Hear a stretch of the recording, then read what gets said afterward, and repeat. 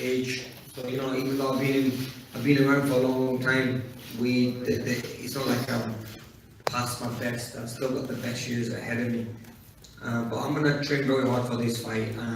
I know that I'm up against a great name, a big name, a dangerous fighter. If I take it lightly, I'll get hurt. But I know that I can work very hard in this fight, and I can win this fight. Otherwise, I wouldn't be taking it. And it's at welterweight, and I guess you'd say my best performances have been at welterweight? Correct, yeah. So in the 147 pound division, I am unbeaten.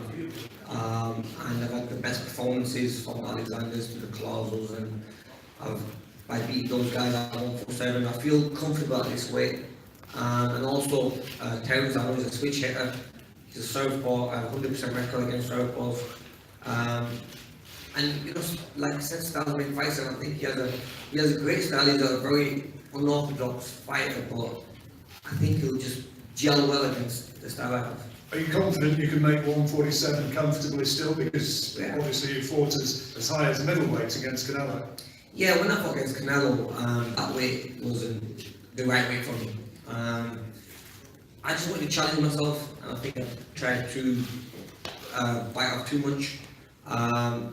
But I think this is the ideal weight for me. 147 pounds is the weight that I like fighting at. I feel naturally bigger at, I feel stronger at, and the speed's there, the movement's there, and everything. And so this is my ideal weight. I'm going to go back to Virgin Hunter, who's my trainer, who was a little sick for the last 2 fights. That's the reason I didn't work. I'm going to go back to training camp with him. He's also happy with me taking this fight against Crawford.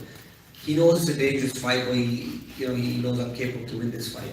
As long as I work hard and stay focused throughout the whole fight, it's a good fight for me. Okay, we'll talk a bit more about you getting back and working with Virgil in a few minutes. But let's say good morning to Terence. First of all, great to see you here, champion. Thanks for having me. What's it like sitting there, hearing a promoter of the stature of Bob Arum alongside you, saying such great words about you? I was very just let you know how much confidence he had in my abilities. And he's saying that you rank in the same breath as Sugar Ray Leonard. You must have seen a lot of Sugar Ray Leonard on film. How does it feel being put in that sort of company? Man, it's like a blessing.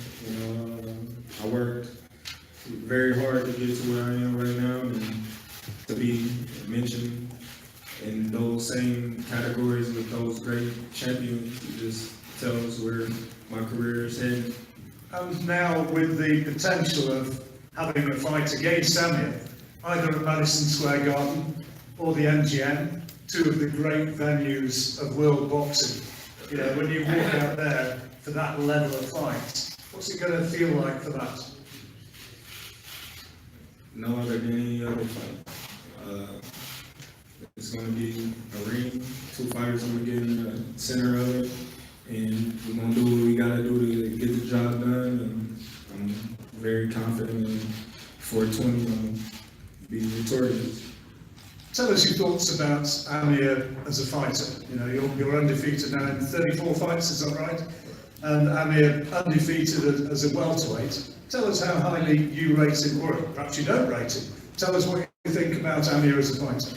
Oh, he's a great fighter. I always said Amir was a great fighter, and it was a tough fight for us if we ever met up. Being that when I was at 135, he was at 140. And when I moved up, he moved up, so we never had the opportunity to see each other until now.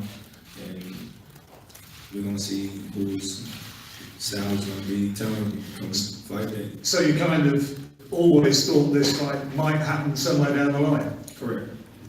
What is it that you see in the way in which he fights? What do you think's his big attributes that you've got to cope with? Well, everybody knows Amir Khan is fast. He's a fast puncher. He's a great boxer. But I just think my smartness and my timing and my way to adjust was going to lead me to victory.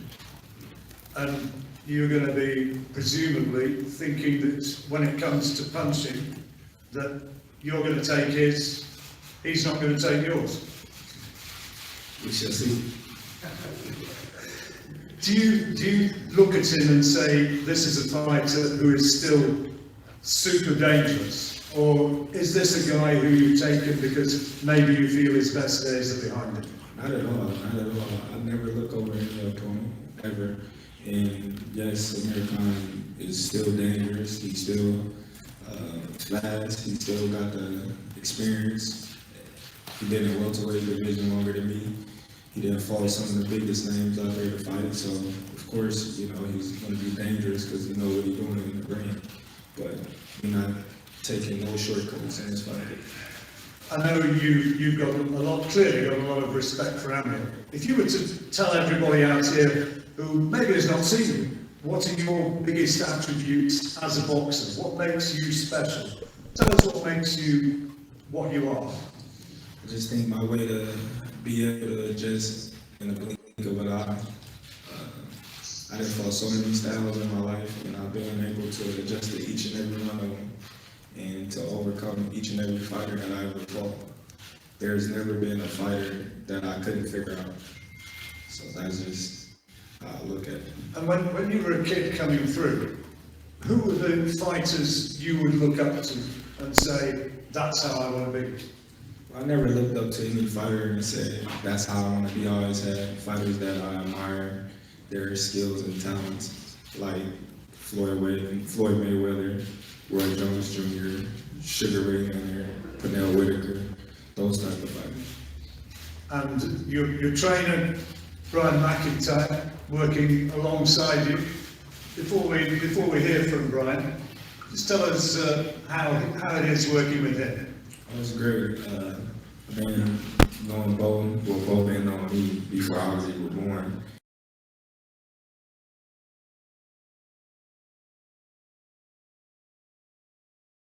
And he knows me in and out. So. Hey guys, having some technical issues. I'll be right back. I'm trying to fix it to get you video. Our video source is fucked up. Shh. It's like something that I can't explain working with him, being that he's the only coach, him and a previous coach that passed, that I ever worked with. Brian, you got a microphone? Yeah, I got it. Tell us from your perspective as trainer of the guy who Bob says goes down as one of the great fighters. Tell us what it's like working with him. It's an honor to work with Terence. Like I always tell him, you know, when we get together one-on-one, and it's our time because we got other trainers. I don't want you guys to forget about Saul Dieguez and Red Spikes. Those are the two assistant trainers, my right-hand man, my left-hand man. Those guys plays a big part in this training camp and Terence's career too. But when I work with Terence, it's not me telling him what to do. It's a class because we both in there fighting. Things he can see that I may not see, things I can see he may not see. So it's always a team effort. Also, the other coaches can see something too. So it's like going to school. When we was in amateur, we was in, you know, high school. Now he's in pros. We working on our PhD. So we haven't failed yet. So I believe right now, in my heart, we're not going to fail now. Is he a good listener? Is he a good learner? Yeah. Or are you learning from him? No, we both learn from each other. Hell yeah, he's a good listener because he hasn't lost yet. And we've heard what Terence thinks about his, greatest attributes, what makes him special. From your perspective, what makes him up there? His boxing IQ. And when you are going to be facing Amir, who you talk about, Terence has talked about his speed and his boxing skills, how do you replicate that in the gym? You just, you find the best sparring partners out there, and then that can emulate him the best way they can. And then you just adjust to it in the ring. You get 4 or 5 different sparring partners because you want the 5 sparring partners to be fresh. Because it looks like he's always fresh. He always got hand speed. He got good feet. You think he's still getting better? Is he as good as a welterweight as he was in the lower weights? Me personally, I think he hit his ceiling. Amir, going back to Virgil, who you've not worked with for the last couple of fights because he's not been well. How good would it be to get back with him? Because you seem to have a great relationship with Virgil Hunter. Yeah, it'll be nice to get back with Virgil. Obviously, he was sick. That's why I had to move to Joe Newson, who was also a great trainer. I've had a great career on the field now. He knows how I work. We've been together for about 6-7 years now. And I think the only fight we lost together was against Canelo, which, we know he was the bigger guy, the stronger guy, but when it comes to boxing skills, I still feel that I was outfighting him till he caught me with a big shot. So Virgil knows me quite well. Also with Virgil we have my strength condition, which is Tony Brady. So we'll be working with him as well. I'm gonna have to be in the best shape ever. To win this fight, I have to be in good shape. It's gonna be a very, very hard fight. But I know as long as I work hard and train hard, I can walk into that ring with my head held high. How do you replicate this fellow in the gym? He's very unorthodox. He's a switch hitter, strong, hits hard with both hands. He's quick, has a lot of speed as well. So we'll have to bring in we'll have to bring quite a lot of sparring partners in to replicate his style. I'm trying to secure the rights now. Give me 1 minute. Our original video source was fucked up. I'm trying to secure the rights from somebody else. Give me 1 minute. A lot of videos. We're gonna talk though. I'm here. We're gonna talk. And go through breaking him down really. Do you think he's technically the best fighter you've been in against? Yeah, he's one of, I have to say, high up there. As one of the best I've fought technically. I fought a lot of guys over this. I've had 37 fights, so I've had a lot of fights. But we're not taking this fight lightly.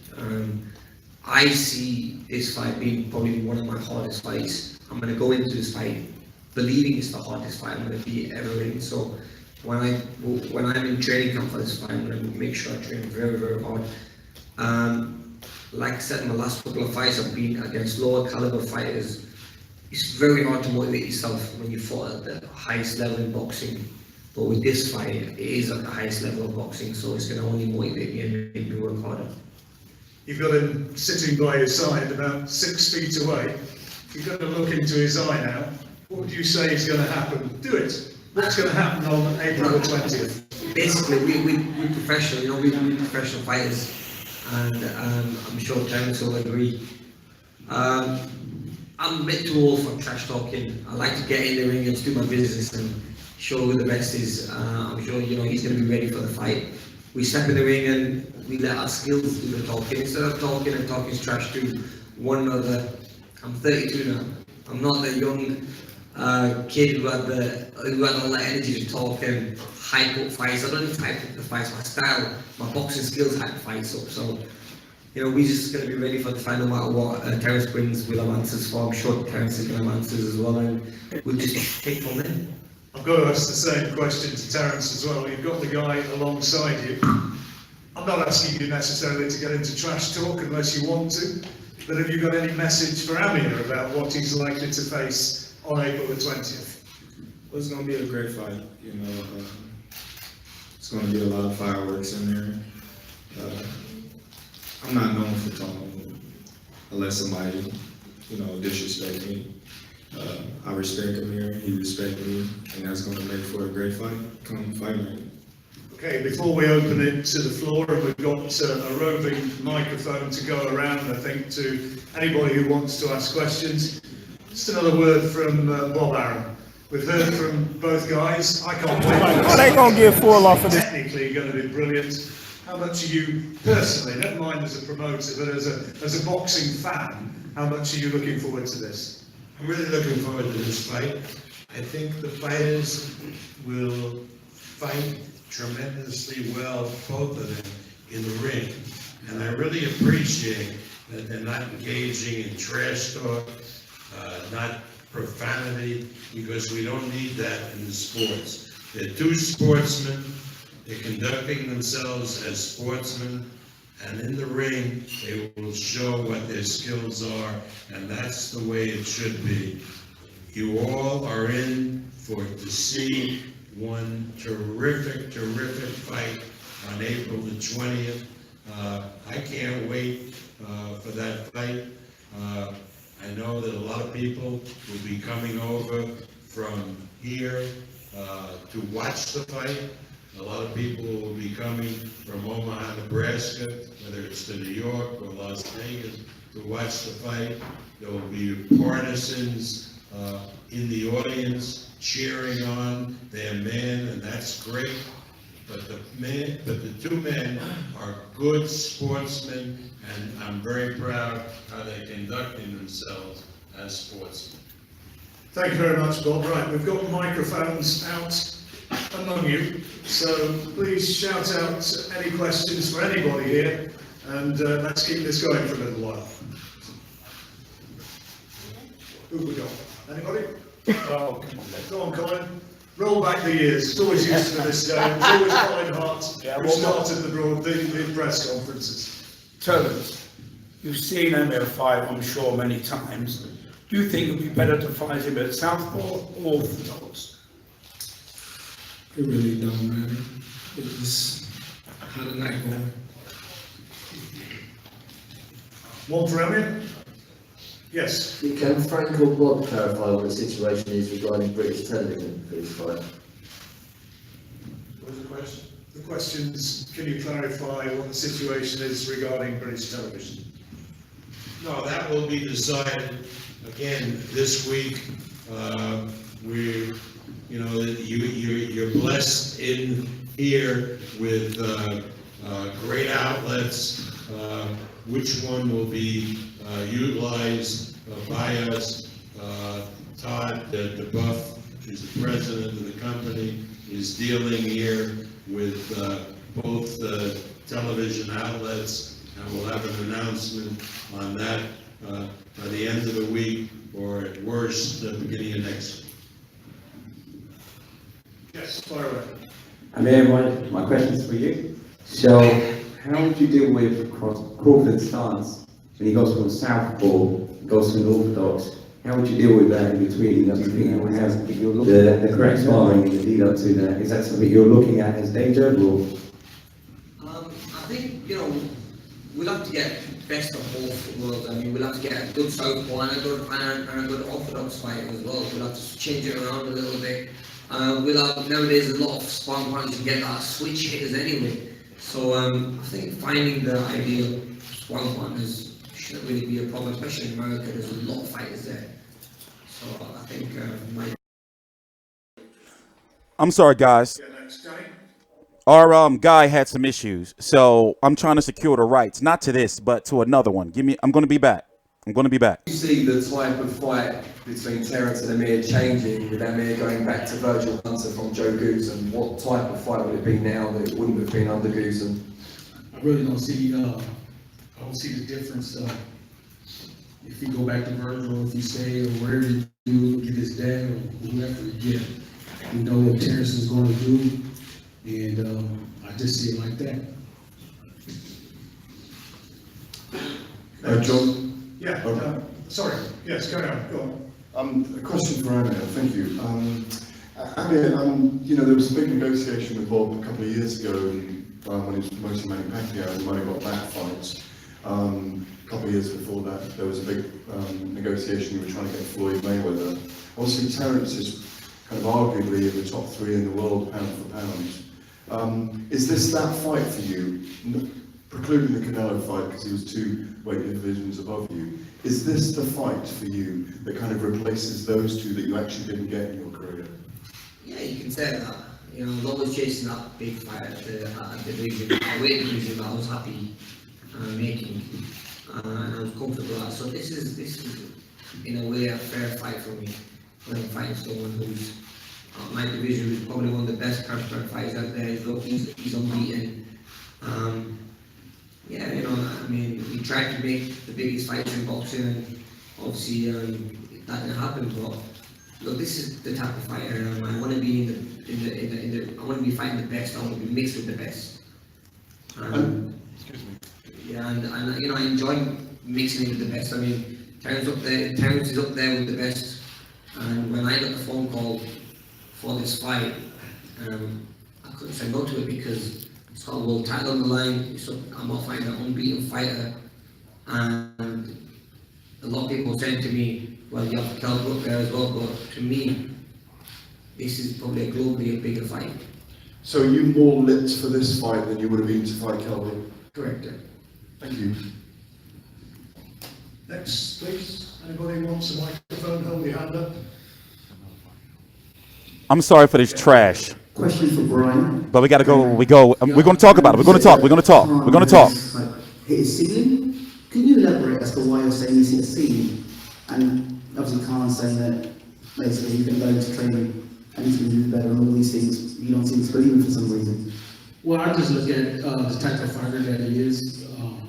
Don't get me wrong, he's still dangerous. He's still got hand speed, good foot speed, but he's been in there. He's been knocked out a couple times. He's been in there with some of the best at a higher weight, and then the same weight. So I just feel like his mentality, his mind mentality, is just hit that ceiling right there, to where if he got to get in the trenches, I think he just going to. Hold on, I may have a better copy for you. Next, where? Down at the back again, Danny. Oh, sorry, who's got a microphone? Bob, Terence, and Brian, welcome to the UK. Question for Terence. With the calibre of opponent that you've faced in the past, you've seen and done it all, you've climbed through the weight categories. Do you see this fight with Amir Khan, one of the biggest high-profile fighters in the UK, as your toughest test today? And also, do you see this as the kind of marquee fight that you need to show why you're a formidable asset to the welterweight division? Of course, given the level of competition that he's been fighting at in the previous fights before his last two, you can arguably say this is Terence Crawford's toughest fight to date, but like I always say, we never know until we fight the fight. Next. Question for Amir. This is the last of your 3 fight deal with Matchroom, and we didn't get the Brook fight. If you don't sign with, re-sign with Matchroom, what's the likelihood of the Brook fight ever happening? I mean, I think it's still there. You know, if this fight might come, then I think it would have been the Brook fight. But I think the Brook fight is still going to be there, and it will be after this fight. You know, I mean, it's still a fight I'd love to have. Yeah, there's one down at the back. Shut your lying ass up. Hi Terence, welcome to London. We've seen Amir Khan lost before, but we've never really seen him get outboxed.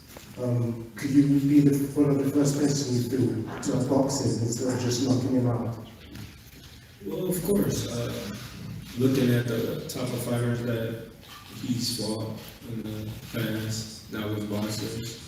I don't believe that they have the same boxing tools that I have, I should say. Closest guy that I would believe was Zach Judah. To me, Zach Judah was past his prime. I feel like me right now is a better boxer than anybody that he's ever faced today. Yeah, carry on. BoxingVoice.com, EJ Boxing Live. Question for Amir Khan. Amir Khan, in the past, your opponents, Lamar Peterson, fighting inside. Have you addressed them, what most of the people consider a weakness in your game? Because you have a very good outside boxer. And obviously Terence Crawford has very good inside boxing. Have you addressed that to go against one of the best pound-for-pound boxers in the world? Yeah, I mean, it's something we've been working on for the last couple of fights, and the way I look at it is if you don't have to be in the pocket, then you can box from the outside. But I mean, I need to work on it even more. I mean, I'm still not a complete fighter, and I think that's what, once we get back to training camp, these are the things that we're going to be working on and perfecting basically. So come fight night, we'll have the answers for everything that Terence does. If he wants to fight the inside, we'll fight the inside. If he wants to keep it long, we'll keep it long. Right, you've been waiting a while. Down there by the window, your turn. Thank you very much. Robert Harding from One More Round. Guys, we have a Hall of Fame promoter in the room at the moment. A question to Mr. Arum. Bob, out of all the fighters that you've had over the years, who do you compare Terence to at this stage in his career? and who do you think he could reach in terms of his long-term aspirations? What was the last part of it? Out of all the fighters that you've had over the years, many great fighters, who do you liken Terence to at this stage of his career? Muhammad Ali. Like I said, I mean, I go back. Sugar Ray. A lot of people in the welterweight division, really good fighters. Wilfred Benitez, Donald Curry, but Terence reminds me most of Sugar Ray Leonard. Sugar Ray was a absolutely tremendous welterweight, as is Terence. And I really believe that if you could turn back the clock and Terence could fight Ray during the early 1980s, that Terence would be victorious. But obviously that's not going to happen. But Terence, I make him absolutely comparable, if not better than Sugar Ray Leonard. Thank you. Any more? Yep, two more down here at the back. I've got another question for Bob. Bob, a lot of people in the media have said it's going to be difficult to get really big fights for Terence at 147 because so many of the other 147 fighters are with PBC and other TV channels. It makes it difficult to negotiate. Does this big fight that you make with Amir Khan disprove that theory, that there are still big fights out there for Terence at 147? That's a really good question. I think what you're alluding at is, look what's happening in boxing. All the other promoters are cooperating with each other. This match wouldn't have happened without Matchroom and Eddie Hearn. Frank will tell you that. They cooperated with us. We're doing another fight down the line with a fighter named Rochelle, 130-pound champion, against Oscar De La Hoya's fighter, Francisco Vargas.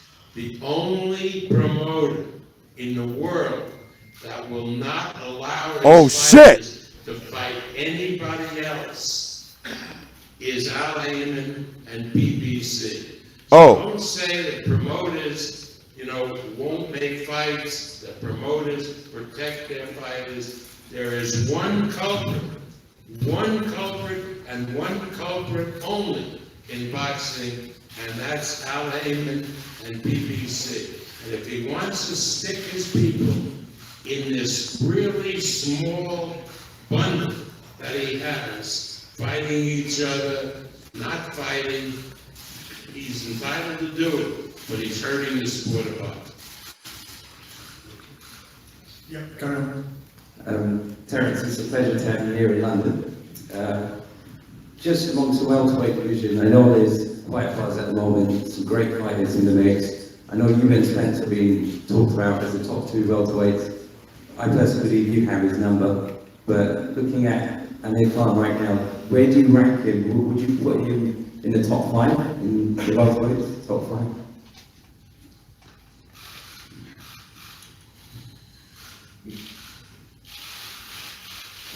Man, there's a lot of good welterweights out there. In the top 6, top 7. You know the top welterweights, man. A question for Amir as well. What do you rate yourself as being in the top 5 and ready to make the step up? Yeah, I mean, look, you always have to believe in yourself, and I've been doing that from day one. I mean, that's one of the reasons I got so far, from probably the Olympic days and then going to America when they all probably doubted me doing anything. But yeah, I mean, I know at least I'm in the top 10, I'm up there as one of the best welterweights out there, so, I mean, that's like Terence said, there are some great welterweight fighters, you've got some big names, you've got Terence himself, you've got Manny Pacquiao there, you've got Spence. I mean, there's some big, this division is a tough division to win, so, and to become number 1. So, but I'm glad I'm in this division, especially at this time where I think the welterweight division in the world is probably the best division to be in. So So yeah, I would say it's probably the toughest division as well. Thank you very much, everybody, for being here today. Last question. Oh, we're having one more? Yeah, Dr. Okay. Prince, Fire away. OB from the Kind Prince Foundation. Just a question for Terence. As a former fighter myself, I know that whenever you go in a fight, you know what your opponent's really going to, area the opponent's really going to test you in.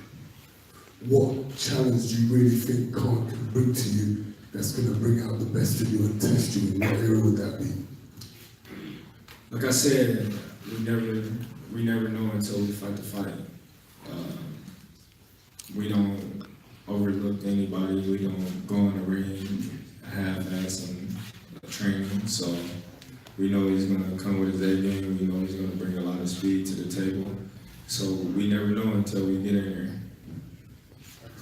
Thank you very much. Well, thank you everybody for coming today. We're going to be doing some head-to-head photographs, and there'll be opportunities for the television cameras and various reporters to do one-on-one interviews as well. Thing to remember though, April the 20th, and announcements will be made about the venue and about television coverage in the days ahead. One to look forward to.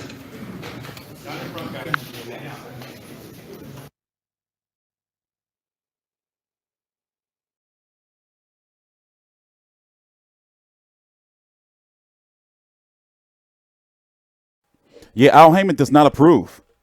Al Heyman don't deserve that. Why his name got to be brought up? Oh, we got to talk. Oh, I got a lot of exclusive pictures of Al Heyman. I got a lot of exclusive ones.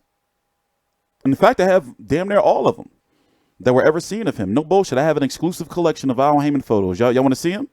I'll show them to you one day. It's kind of creepy. It's kind of creepy. I have a nice collection of Al Heyman photographs, but I'll show them to you guys one day.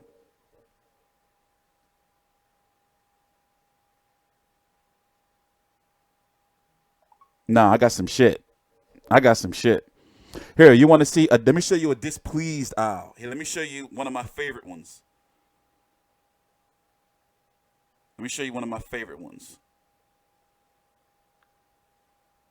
Hold up, I'm gonna find it.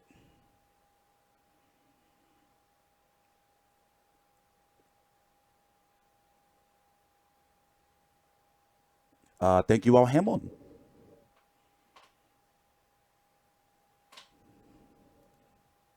Oh, we're going to talk about the fight, too. Hold up. I'm looking for this picture for you.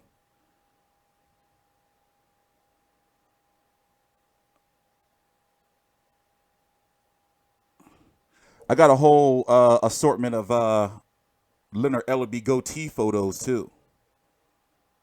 When this shit used to be fucked up. I got Al Heyman mugshot. Look. Hold up. I'm going to show y'all.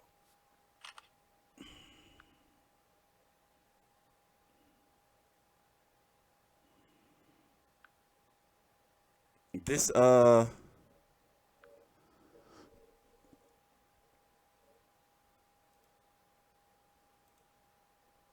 on.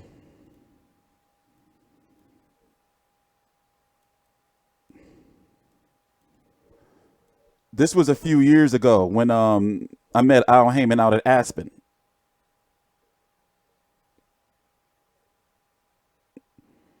We chilled for a minute. He's like, "Hey, T Street, let's go take a photo, bro, before you go." And I was like, "All right." All right, Mr. Heyman.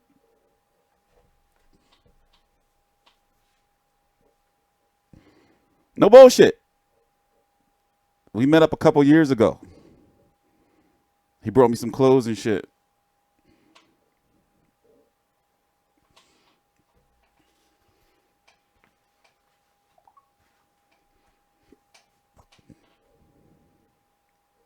Yeah, but we got a lot of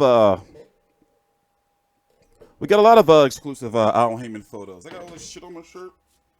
Let me tell you, I was freezing. I was running late. It's early over here. What time is it? 7:54 a.m. Eastern Standard Time, January the 15th, 2019. No, that shit ain't fake. Y'all motherfuckers are some haters. No, he brought me that jacket. I'm gonna show y'all. Listen, I got a lot of motherfucking exclusive ass pictures of Al Heyman. I'm gonna show y'all my collection. Wait, they're doing a media scrum with Khan. We should listen in to all we should listen into all this though. This is like they're with him right now. He sat at the table about to do interviews. Let me see what they talking about.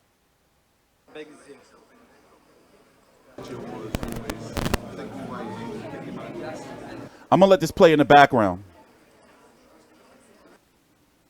Let's play in the background. What was I doing?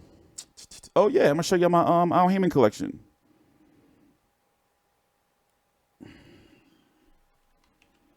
There's a lot of them on my Instagram, but my Instagram is in limbo. They want me to verify my shit, and I told them, y'all didn't ask me to do that. And get out my face, Instagrams. That's what I told them. Hold up, I'm gonna show y'all my my Al Heyman collection. Now this is art right here. I'm gonna get this blown up and hung up like in my background or in my living room. I'm gonna really get this blown up. No bullshit. No bullshit. Let's see. What's up, though? How y'all doing, man? I'm back to boxing today. We got a lot of videos to put out today. We're back. We're back. You know, so is this. Right after this, in fact, we can do it now. We can talk Pac Broner. We can do my fight week preview right now. We can do it right now. 2 birds, 1 motherfucking stone. Hold on, I'm gonna show you my. Oh, this is my. This is one. Because one. Look, y'all gotta see his chain. Y'all gotta see the other one with his chain, his turtleneck and chain. This is pleased. This is when he's pleased with you, and when he gives you a hug. The store is open. The Fight View 360 store is open. You want to see it? Well, it's not finished yet. It's not finished yet. No, that's his deposition picture, not a mug shot. But it's, no, it's not a mug shot. That's me with my side piece years ago. That's me with my side piece years ago.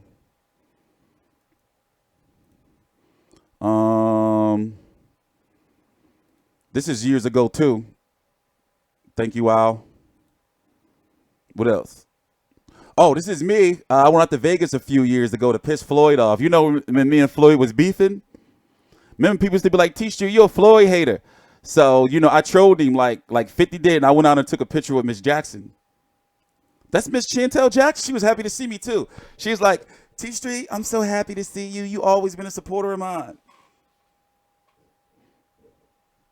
That's Miss Jackson. Look, he was pissed. I went out to take this picture. Remember when he went on the radio station before Mayweather Madonna 2? I think it was. And he was pissed and he started putting all her business out there. I was like, nah, Miss Jackson, we got you, bae. We got you, bae. We already know this one. You already know this one. This Cartel Pacquiao. I like this one too. I'm going to get this hung up. This Cartel Pacquiao. That's my Christmas photo. That's just a Christmas photo. I put that on cards and shit. Oh, this is also, I want to hang this up too. This is Khan on canvas. Because Khan is always on the canvas. Get it? Get it? Get it? So I want to get this one hung up too. That's a chicken. I don't know what he's doing here, or a turkey. What else? Where's my Al Heyman pic? Oh, this is Al Heyman. Don't take a picture of me. You're not supposed to take a picture of me, Al Heyman picture. That's what this is. Some Al Heyman art. He forgot to thank me his first fight. I got to give him a proper burial. I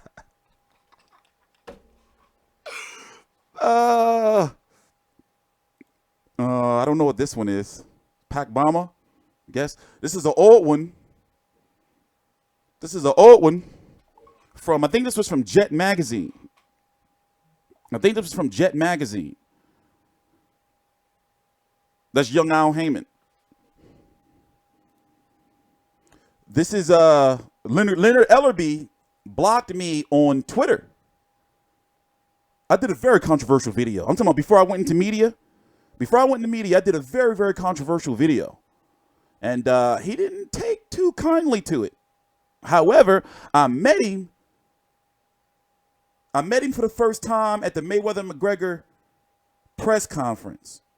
And I was scared that he was going to recognize me. But he was cool. We've been cool since. So remember he had that whole shit going on with his goatee? And everybody was like, remember his whole that shit?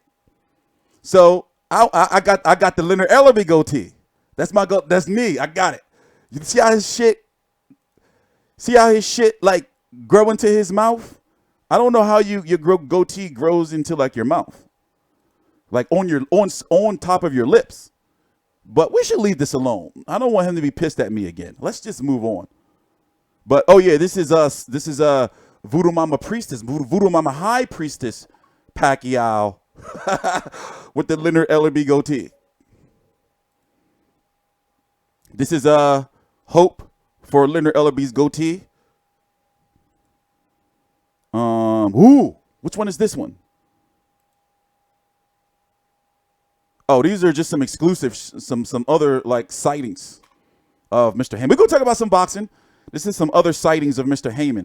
This is him in the back, you know, making sure the merchandise gets to the ring. That's Floyd. This is him making sure shit go right. What else? Let me see. It's me. That's me. That's me. That's when I was slim and healthy and alive. You see that? You see that dapper man? See that dapper man? This is some crow I had to eat. What else? Real Deal Gil, Daniel Gil. Hold on, I'm looking for more Al Heyman shit. Oh yeah. I was pissed at his goatee. We were going in on his goatee for like a good year. I know the past is the past, but we were going in on his goatee. What is that? Hope. The Mayweather Promotions CEO. We didn't know what was going on with this. And this was when I was really, really controversial. Like this was before I ever got my first media credential. We was going in on everybody. But this was crazy. I don't know what was going on with that. And he kept doing it. He kept showing up with it. He kept doing it. He ain't show up with that shit no more after I was done with him, though. This Al. Thank you, Al. I told you, I know a lot about that man. I discovered some deep, dark ass shit. That's me when I used to be a street tough. That's when I used to be a street tough. That's old though. That's the past. That's the past. This motherfucker still pissed at me. He blocked me on Twitter too. I've been trying to get back on his good graces for the longest, but he did that shit to himself. I'm a Frauds fan. The Cobra. He did that shit to himself. So you know how it was. If you remember Frauds Grooves 1 and 2, basically, you know, yeah, he a dosser. So I've been trying to bury the hatchet with him for like, it's almost been 5 years now. And he's still mad. Listen, Groves is still pissed at me. He is still pissed. He is still pissed. Bastard. I can't help if motherfucking Frauds got too much swag. Of course I'm going to support him. He got too much swag. But then you see Groves looking like a dosser. Minging and whinging. Oh, that's Sharkeisha. Remember her? That's Sharkeisha. Where Heyman at? Where Al? Oh, this is Khan on canvas. I'm gonna get this. I'm gonna get this printed out, and I'm gonna get this blown up. This is like, and this was painted so long ago. This was before he was dropped by Samuel Vargas. When it should, this was before he got his shits, pushed in by Canelo. This is real art right here. Do you see like the art? Yes, this is really brilliant. This is Khan on the canvas. Of course I'm going to get that blown up. Of course I'm going to get it blown up. That's real art right there. This was after Marcos had bit Floyd on the gloves. He had bit him. Yeah, bit him. This is when he was full of sin. This was the illegal cockfighting. We got to talk about this. Pacquiao center days. We're going to talk about all his sins. This was when he was doing the illegal cockfights. He was sleeping around on poor Jinky. Poor Jinky. The cocaine. Okay, he admitted he did like cocaine and shit and some weed. This was when he was sinning. This is when he was sinning. He was sinning. Like this was years and years ago before he found Christ. Before he found Christ. Was that Pac? It was Pac. When was it when Jinky approached him before? She approached him before Pac Marquez 3 and told him, "Listen, Manny, your life is too much full of sin. You too sinful. I'm going to divorce you. There's too much illegal cockfighting.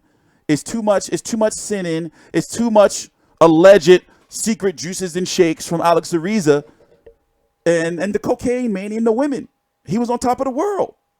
And then Jinky, she was like, "I'm going to divorce you." And he went in there. He had that bad performance in Pacquiao Marquez 3, where a lot of people felt like, oh, Marquez should have won. And remember, he had already got robbed by Timothy Bradley and put him in a wheelchair Bradley, we used to call him. He got robbed by him. And then, he got knocked the fuck out by, he had found Christ. He became a man of the Lord. And he stopped the illegal cockfighting. And he got knocked out by Marquez and went from a sinner to senator. Manny's had it rough. But yeah, we got a lot of pictures, man. We got a lot of pictures. Hey, let's see what else we got. Those illegal cockfighting, Manny. Look, this is when he was sinning. This was full sin days. This was when he was sinning. He was real sinful. He was full of it. Some say he smashed her. Remember, she used to be all on his dick. Where's she at? With Jinky. But this was old, though. This was old. This was real old. Oh, he's two more.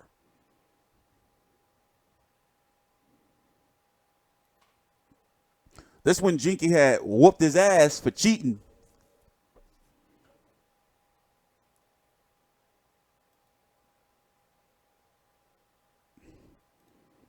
I find this funny too. I'm gonna get this one blown up.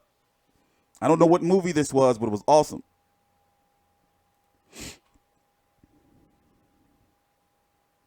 I used to be on some crazy shit. In 2012.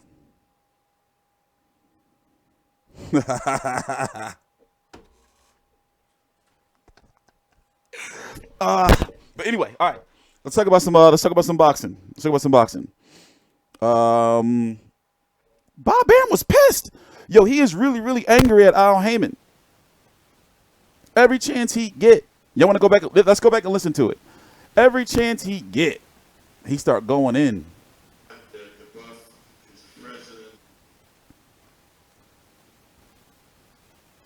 Voodoo Mama High Priestess Pacquiao. The illegal cockfighting. Manny was full of sin. Here, let's leave this one up. This is fitting the Blue Horizon. I took this picture outside the building. On my Samsung, what phone that? Samsung Galaxy 4. Some shit. That's me. That's real. That's not Photoshop. That's real. That's no Photoshop. But, Khan getting KO'd. You know, we know the situation with Khan. Khan is even though we troll him, I admit, I've reached a certain level of journalistic freedom. I noticed it in November, where it's no secret on who I used to be on YouTube. It's no secret that I make crude and, very, very controversial jokes. We joke about all kind of shit. But we know, even though I be trolling Khan, even though he did that transgender shit, allegedly, he's still a very highly skilled boxer. You got to always give. Did you see the horn? It wasn't announced, was it? It's not an announcement if it's early talks. How you gonna say?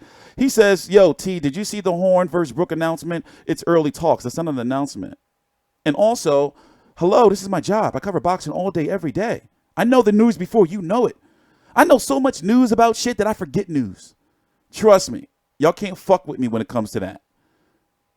So what I was saying is, Khan is a very, very highly skilled boxer. He can win against all of them. He would give Mayweather problems. He will give everybody problems. But guess what? He's be getting knocked the fuck out. It's not a secret. People just look at me and be like, why she's got to be so vulgar? Once would they be like, well, he just gets knocked. Like, he get knocked the fuck out. He be getting beat the fuck up. He will be beating you the fuck up. You hit him with some shit. It's always usually that same sharp overhand right. Chris Algieri had caught him with it. Sam Vargas caught him with it. Canelo ended him with it. Marcos Maidana got the. It looks like a body shot, but it comes wide over the top. And usually it's always when he pulling back, right? Yo, he's got some sweet dance moves. You ever see him in full bloom dancing against Danny Garcia? We should pull it up. He's got some sweet moves, man. Also, Chris Algieri had him on a little dance. He start legs and shit. What's that? The LeBron shit, the crab dribble. He start doing the crab dribble. He start doing the crab dribble, dog. I'll be like, what the fuck? Like, you'll be watching, like, yeah, Khan, he got him. Oh, Khan is back. That speed. He's so fast. He's so elusive. And then whack. You're like, oh, shit. Oh. That shit be horrifying, man. That shit be horrifying, man. I'd be scared to death. Like, I be watching that shit live. Yeah, we all enjoy seeing knockouts, but when you first see a knockout and it be brutal, you be scared to death.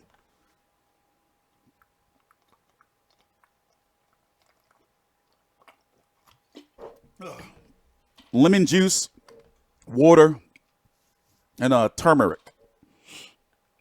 It's not very, like refreshing. But it is refreshing. But I've been healthy as fuck lately. So when it comes to Terence Crawford, Khan can win until he get caught with some shit. And then when Terence Crawford switches southpaw on that ass, it can be used as a detox, I guess. I just use it because this is my drinking shit right here. This is all I drink all day, every day. I just always have water and fucking, I did feel bad. I had 3 sodas last week. I did feel bad about that though. But no, I be on some heavy and some healthy shit. And see what it is I've learned once, just to keep it short, I don't like talking about that shit no more. But my body changed. I lost 95 pounds last year in 2 weeks from me being laying for 19 days. So what happened was my whole body, muscles, everything turned to complete mush. So then I gained all this weight back, and now my weight is finally stabilizing. So what I've learned, what the doctor told me is that, okay, well, that whole shit fucks your whole, body up in regards to metabolism and all that. So since I work from home and I'm always at a desk, I'm more prone to gain weight quicker.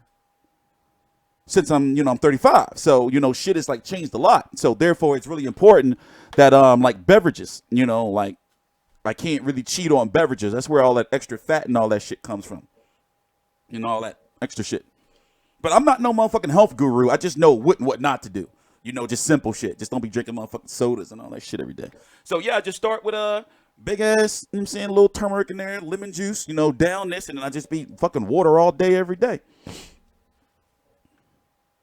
Yeah, people, I keep forgetting to get black seed oil. We gotta talk about boxing, man. I got a lot of shit to do today. Do y'all know what the schedule is this week? Do y'all know? Listen, let me tell you how many videos I'm going to put out today, not how many videos I want to put out. I'm going to put out this. I'm going to chop a little bit of this up, right?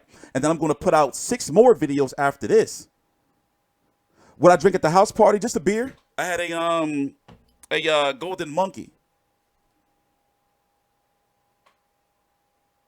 I can't drink like that no more, man. That shit, it's not the same. Like before when I was drinking, it's because I was partying and sleeping around a lot. Now, if I drink, it's like in like the company of like a female. You know, we go out to drink, you know, get some dinner, something like that. But it's not the same no more. I can't do it. It's like, I don't know. My body doesn't react to it the same way it used to, if that makes sense. No, I've never been to a massage parlor. One of the only things I've never done, I've done a lot of controversial shit in my adult years. The only thing I've never done is I never got a happy ending, and I know where to go. I never did it before. All my friends in college, it was the thing to do back in the late, you know, 2000, early 2010s and shit. Like go down, everybody say, oh, you go to spot, get the motherfucking happy ending, get your motherfucking shit spanked off. You know, I never was really like, I don't know, like it was like a thing where it was like, all right, you just gonna do it to be cool. You really don't want to like, you know, it was just like a cool thing to do, I guess. You know? But anyway, hold up. Let's get back to boxing. We don't know what the pay-per-view price for ESPN is, but however, I think that they may try to get a one-up on Showtime and make it $10 cheaper for high definition.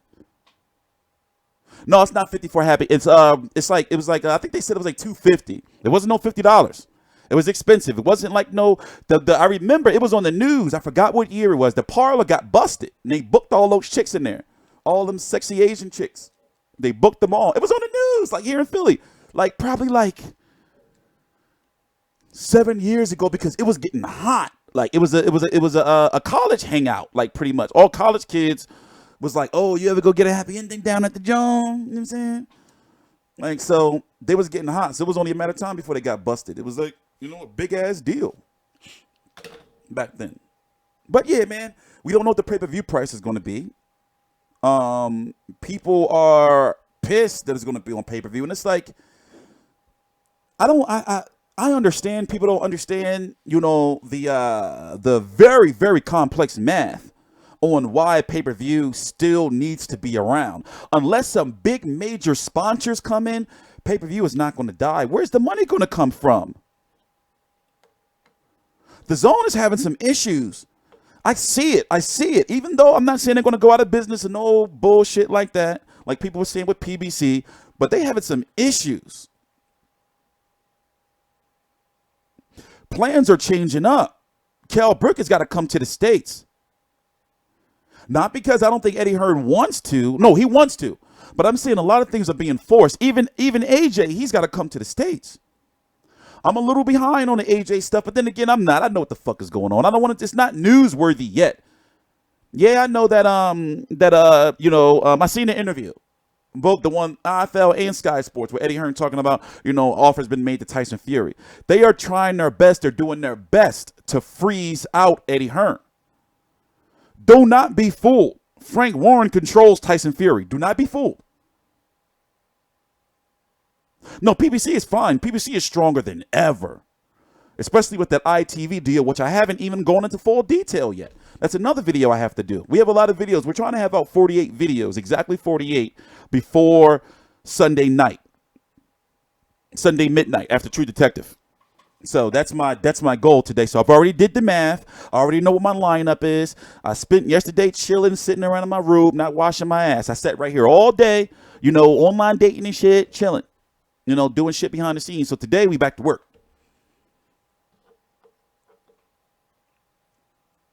But PBC is stronger than ever. Like stronger than ever.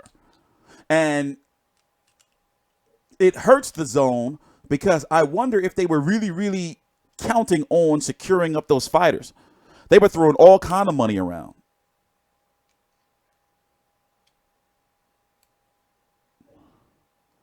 Yeah, Andy Ruiz, he's with PBC now, but they have a lot of heavyweights. I really don't know where he's going to mix in with that until he keeps, consistency with staying in shape. Here, let me zoom in with Khan on canvas. And look how the artist is really making sure to make sure he really, really details Khan's butt chin. He's finally, see how he's finally tuning that chin? Like it's like the most detail is in here. He made sure. Look at the shadowing and shit. Yes, I heard about Lee Sepp. Why y'all can't? Hey, listen, man. Hey, listen. Doe BH. Bro, this is my job. I get the news before you. If you want to ask me about what do I think about Lee Selby, then go ahead. But don't be coming in here thinking you're going to be telling me news, bro. This is my job. I have no other job. I sit at computer screens, watching interviews, fights, and motherfucking. Let me show you my email.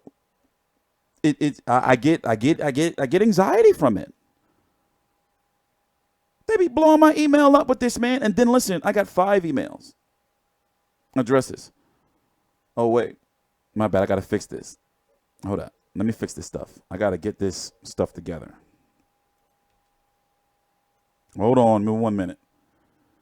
I gotta fix this now before I forget. It's gonna fuck my format up.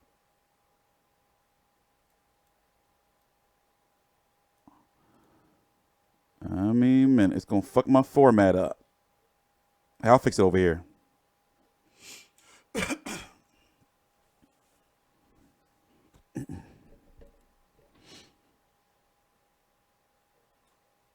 So we don't know what the pay-per-view price is going to be yet. I'm thinking it's going to be $64.99. And people are upset. They're like, man, I don't want to see no motherfucking Crawford versus Conor. Did you want to see Crawford versus Luis Collazo? No disrespect to Luis Collazo. I didn't. I would love that. Listen, one thing you know about Amir Khan fights is they sell because you know he's going to get knocked out. He might get knocked out. And it's exciting when he gets knocked out, even though it's very scary. No, I actually, believe it or not, I believe Khan's wife is one of those loyal women. I believe she's actually really loyal to him. I follow her. I've been following her. No, hell no, I'm not going to pack Broner. Why would you ask me that? I would have been announced some shit like that. Nah, she seems like one of those loyal women. It's just that Khan's a freak, or he comes across as a freak. You know, and he's got a track record of being a freak. He's got 2 dick pic scandals where he sent some dick pics to some chicks. One of them, he sent a dick pic to one chick years ago. She sold that shit to the tabloids. Then the motherfucking infamous scandal last year. You know it ain't gonna be available. I mean, it'll be able to buy on the ESPN. You know something?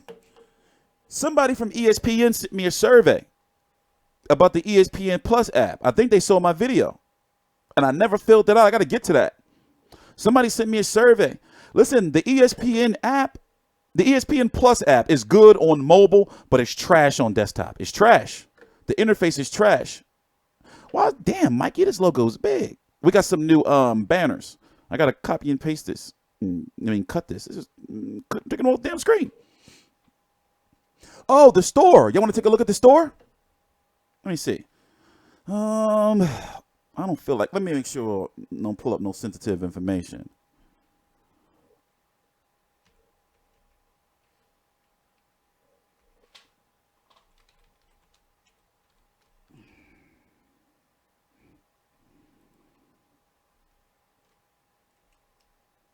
I gotta wait. Yeah, it's being all sorted now. Hold up, let me pull it up. Let me see if I can. Hold up, I don't want to pull up. Up. Get off here. Get off here. Get off here. Get off here. Get off here. Get off here. Get. All right, be right back. Hold up, let me pull it up first. Yeah, oh, no, it's done. It's been 2 years in the making. Hold up, let me pull up the info. Take a little look around.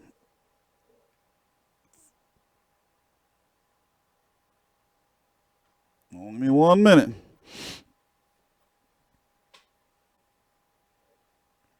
No, it wasn't porn. It was I can't. I don't know. I don't think they're not going to care, but it's not, the store is not done yet. We're still like, working out shit, and I'm behind. So we're still working stuff out.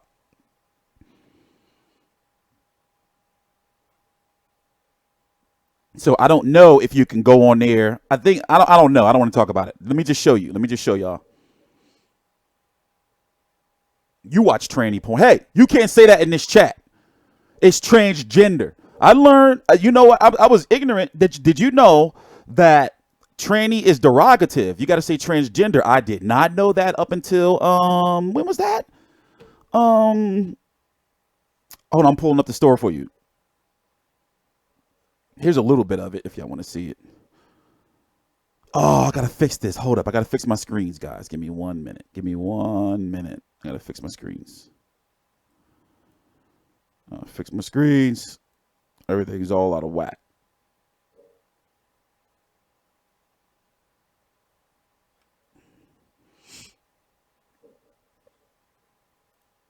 Yeah, you can't. Yeah, I didn't know that. I learned something. You learn something new every day. So yeah, you can't say trans. You gotta say transgender. You bigot bastard. Damn bigots.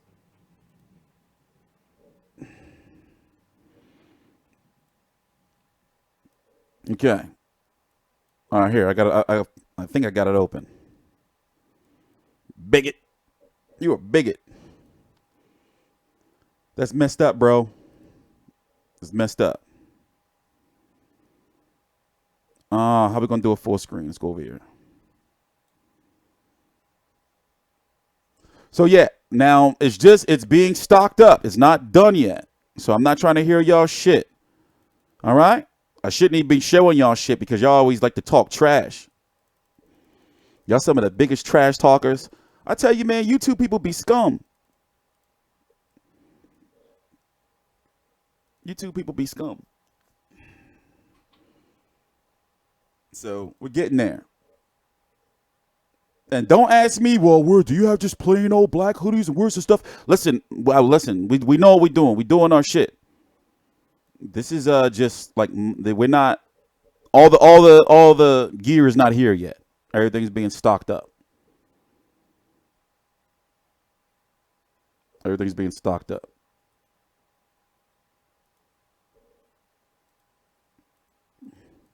So I personally don't want to launch until March, personally, to be perfectly honest with you. But we may be launching a little sooner than that. I want to make sure everything is right. Because one mistake I made was with the website, we launched too early. We launched too early. And right now, my website is literally like what I've always wanted it to be, nearly. But the problem was we launched too early. And, it just, it wasn't right. So now my shit is right.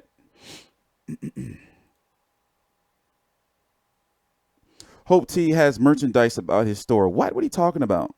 I've never been known to try to launch no rinky-dink shit. My website is not rinky-dink. My channel is not rinky-dink.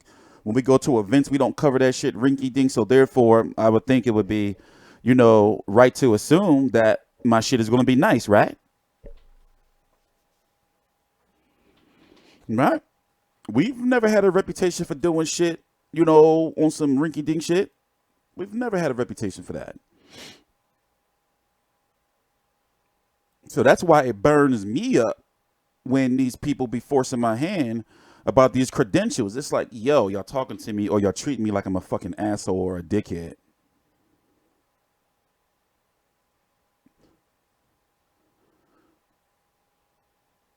What are you talking about, Jessica?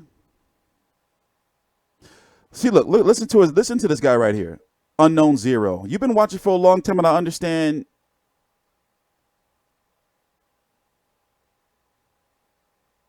That you're giving advice, but you're telling me shit that you think we're not. This is why I get disclaimers on certain stuff. So people don't, you know, for example, when I go out or when I go meet people for the first time, even though I'm very successful and, you know, independently wealthy, I dress like this. I wear hoodies, you know, hats. Sometimes I may not shave. So people are always underestimating my intelligence. So I always have to give disclaimers on shit. Thank you for your information or feedback, unknown zero. But yes, we're going to have hoodies. Yes, we're going to have T-shirts. Yes, we're going to have hats. Just wait and see. All right. But yeah, in regards to transgenders, it's like this. To me, it's no such thing as bisexual. You're gay. To me. But that's a little too controversial. We'll talk about that in T Street Uncut, which is a new series that I have coming out every week where we're going to go deep down a rabbit hole. We're going to be talking about alien abductions and shit. Fucking prison rape. Crazy. Crazy shit. Crazy shit. But in the meantime, we have a lot of fights this week. A lot of fights. You got the zone card. What's a bigot means? That means you're racist, pretty much, or more so, prejudice. You can, you know, it can be, you can be a bigot against homosexuals, and not be a racist, pretty much. But what was I saying? Oh, you got Brian Jennings, card, top rank on ESPN, that's under the radar. He could lose that fight. If he wins, I'm going to be like, motherfucking BY. You motherfucking, like, Oscar Rivas is a nice prospect. That's Friday. You also have the zone card, which is stacked, by the way, for hardcore boxing fans. It's like, it's fights. Let's just pull this shit up. I haven't been to the zone app in God knows how long. I haven't been on here in weeks. Literally, I haven't been here in weeks. A couple weeks I ain't been here. I haven't even logged in or went to the site. He has a mystique. He has a presence. It's his attitude Hold up. towards... What are we looking for? Schedule. Friday. No, it's Thursday. He's fighting the Wolverine. Artur Akavov.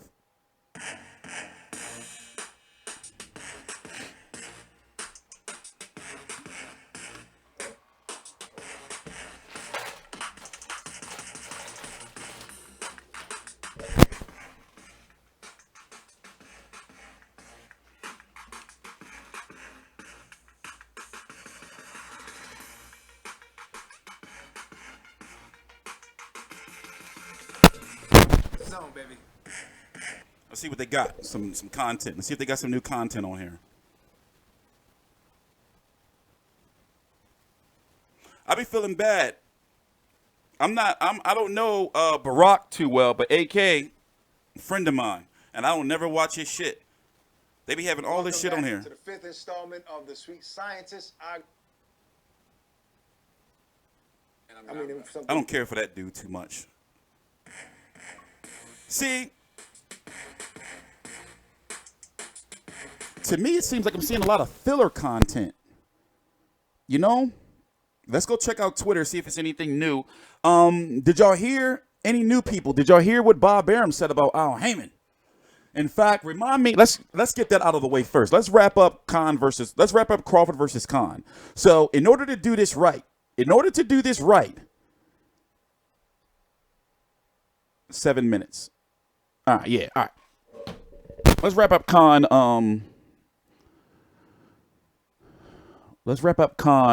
Crawford Khan first. Then we're going to talk about what? The zone card.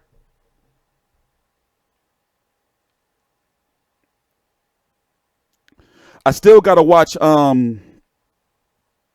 like after this stream, I got to watch, I can't start on Pac Broner until I get the Marcus Brown media call out. The Pac Broner media call out. These are the videos I'm putting out today.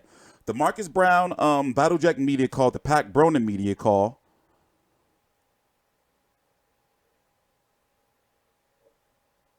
I forgot. I got some other media content. Damn it. Oh, we got Broner media workout from yesterday. We got a lot of exclusive content. But where's the file? All right, yeah. Let's wrap up Crawford Khan first. So let me go over here.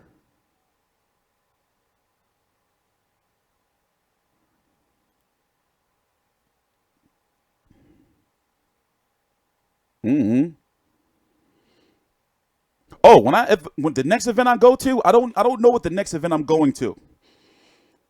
I decided that I'm not going to go to Thurman versus Lopez. I have until the 14th, which is I can't go. I had until yesterday to apply. I'm not going. I will probably go to Crawford Khan. I would love See, here's the thing. We have a good relationship with Top Rank. We've had no issues getting credentials from them.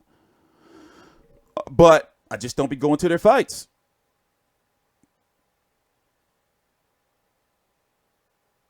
I don't want to go to Crawford Khan because I would love to see Khan get beat up from home. You dig me? And like cover it here. But also, I would love to be there and see it live. You know? But I wouldn't be able to cover it and really enjoy it. Like covering it from home. You understand? That's my issue. Like I wanna watch it and be like, yeah. You should have fought Brook. Take that. Sorry.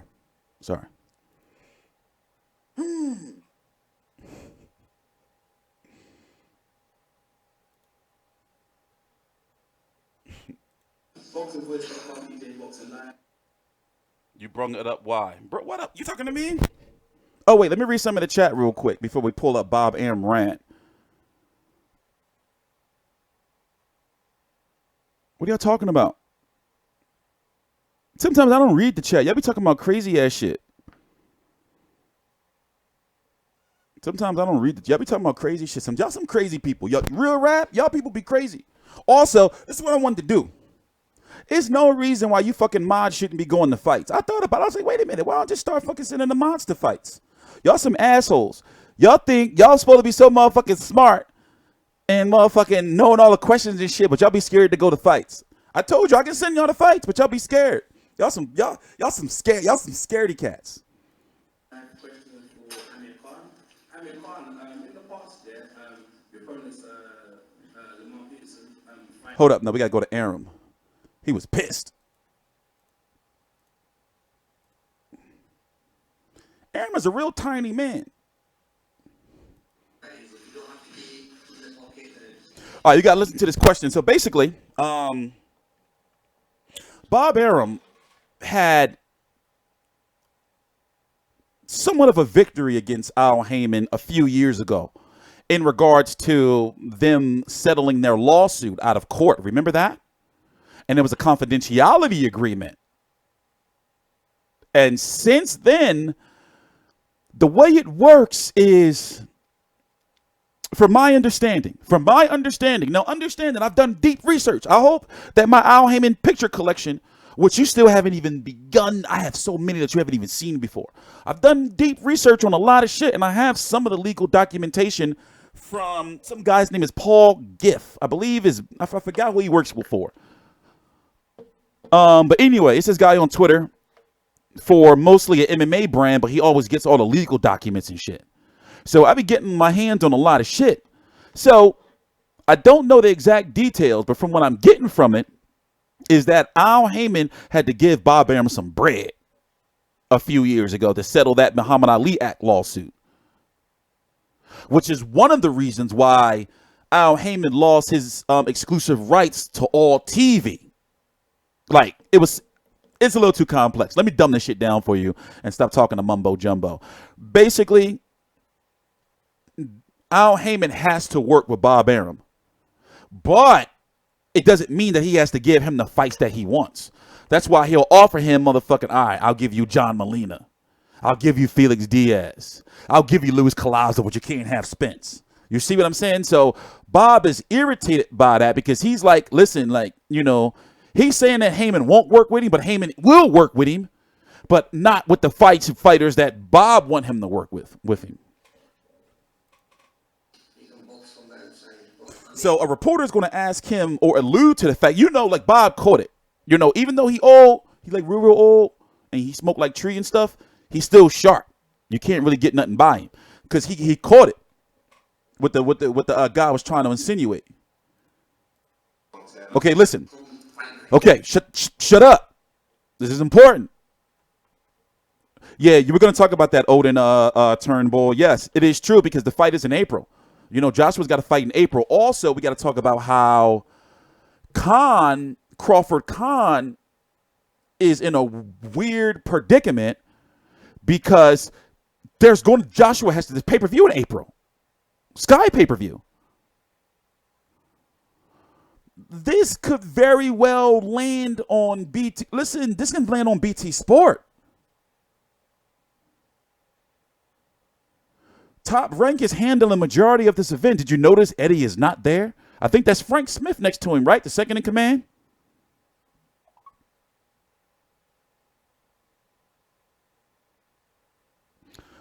Eddie is not happy with this.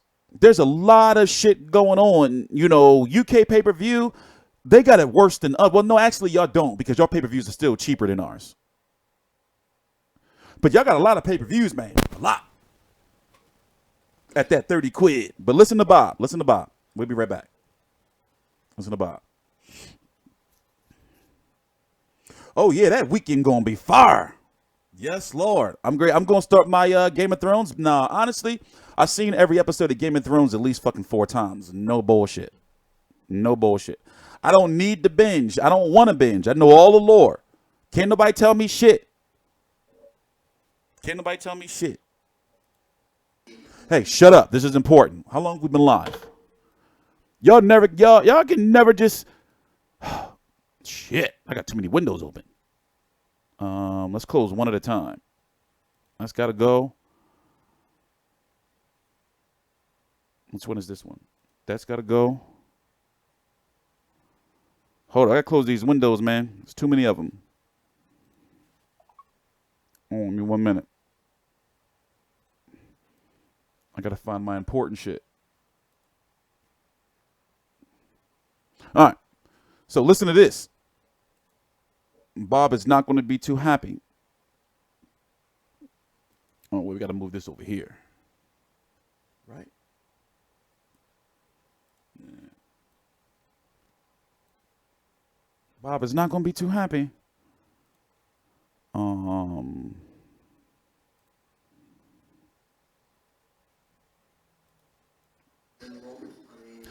My bad. Khan is decapitated, but I'm about to fix it. Still not like a complete fighter, and I think that's what like the training camp, these are things that we're going to be working on and perfecting basically. So come fight night, we'll have the answers for everything that Terence does. If he wants to fight the inside, we'll fight the inside. We'll just keep it rolling. Right, you've been waiting a while. Down there by the window. Your turn. Thank you very much. Robert Harding from One More Round. Guys, we have a Hall of Fame promoter in the room at the moment. A question to Mr. Arum. Bob, out of all the fighters that you've had over the years, who do you compare Terence to at this stage of his career, and who do you think he could reach? It's the second question. Oh, wait. Why didn't y'all tell me y'all couldn't hear it? What is wrong with you? I had the sound off. Y'all couldn't even hear it.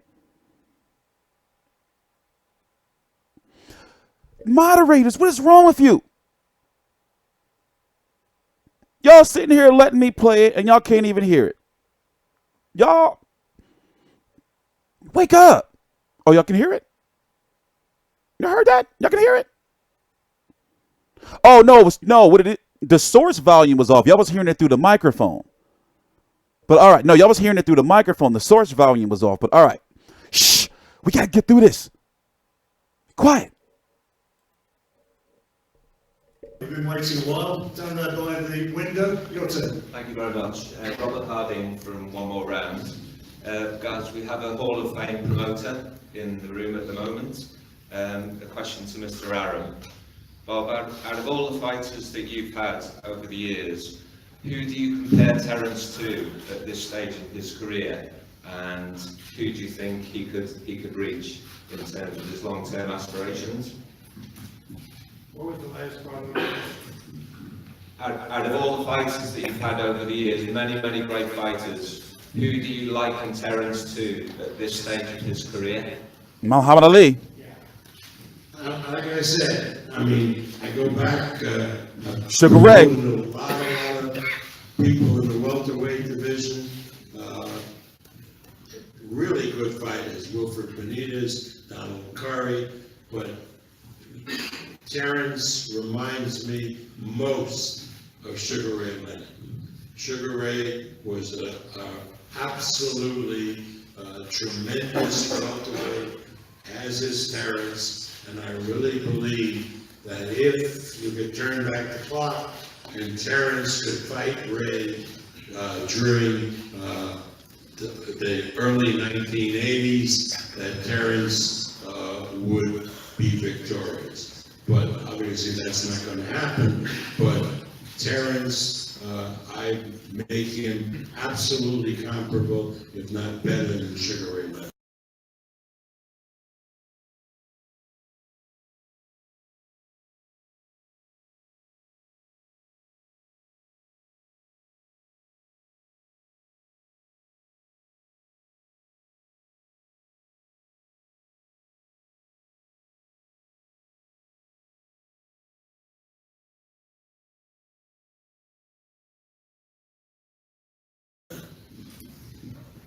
Thank you.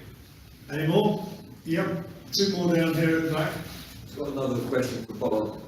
Bob, a lot of people in the media have said it's going to be difficult to get the really big fights for Terence at 147 because so many of the other 147 fighters are with PBC and other TV channels. It makes it difficult to negotiate.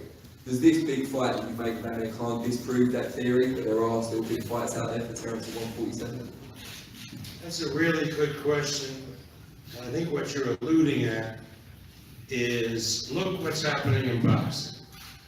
All the other promoters are cooperating with each other. This match wouldn't have happened without Matchroom and Eddie Hearn. Frank will tell you that. They cooperated with us. We're doing another fight down the line with a fight. It's embedded into the video. Chill out. I can't against change that. Oscar De La Hoya's fighter, Francisco Vargas. The only promoter in the world that will not allow his fighters to fight anybody else is Al Heyman and PBC.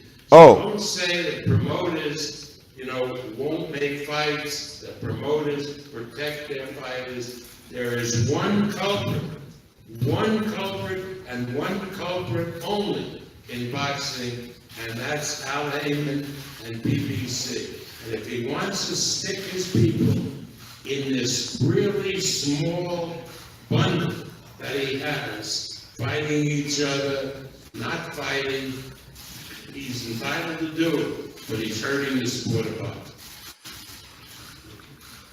Yep, carry on. Terence, it's a pleasure to have you here in London.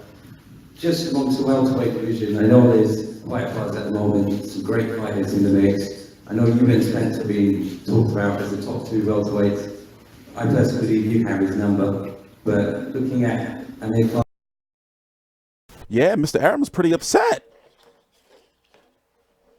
But, unfortunately, it does look that way. And the thing is, Al Heyman has enough fights for his fighters to fight each other than for them to fight other guys in other organizations or promotional companies, because he can say, well, I put on this fight, so we didn't have to do that.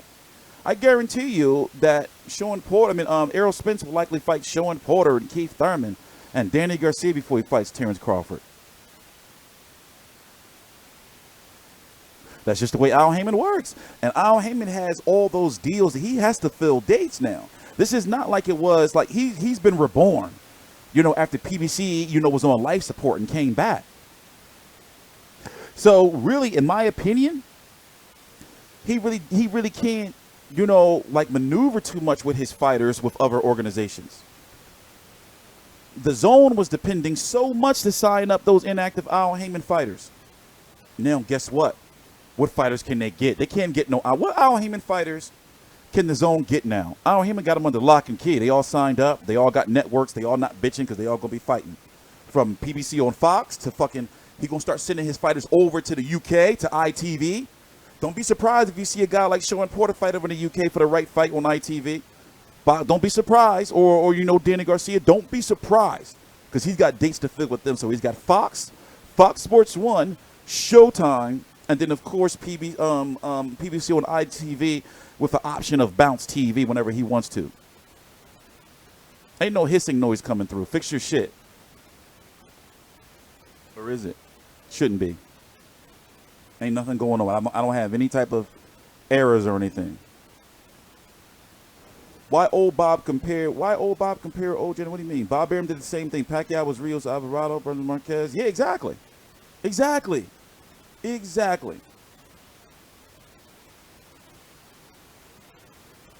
Fuck. Trash day.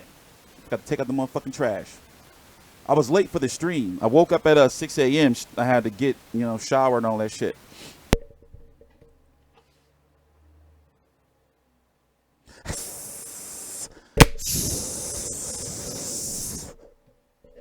Hiss that.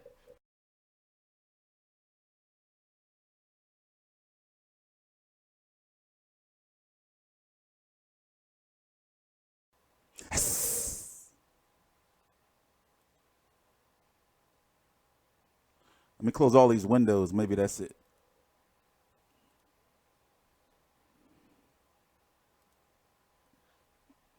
But we got to see what the pay-per-view price is going to be. You know? It's not, I mean, Pac Broner this week. March, you got Spence Garcia. April, Crawford Khan, and then May or June, you're going to have Wilder. Wilder Fury, they have to get something done because they don't want another pay-per-view to pop up. But what other pay-per-views can pop up? None. $74.99 is the benchmark. But I wonder if they go, it'll be nice if they try to do $64.99. It'd be nice if they try to do, this year is the first year where we're going to have like all these major broadcast deals all in full bloom. Remember, the ESPN deal is still new. The Fox deal for Heyman is new. The Zone deal is new. And you got all this Facebook watch shit and everything. It's going to be boxing everywhere. I don't know what it is, but we're going to end the stream anyway because I got to go make one run, make some breakfast because I just started the stream and then we got to get the rest of these videos out. So truth be told, let me see what the schedule is. Yeah, it's probably some shit fucked up down there. Probably something loose. But let me see what the schedule is for the day in regards to media events. Tomorrow is the Andrei Ankavov press conference.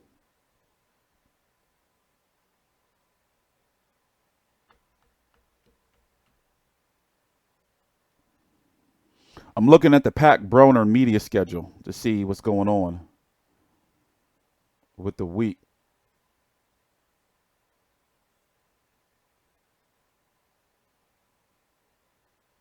Yeah, so we're going to be putting out a lot of content today and tomorrow.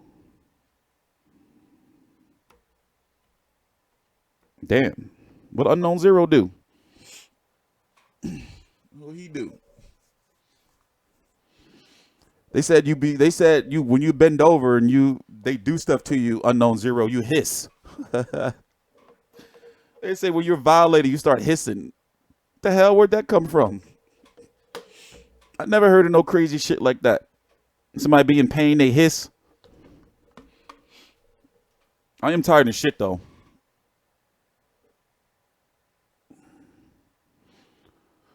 I'm tired as hell. So we're going to we need some nutrients. That's what we need. We've been just drinking this.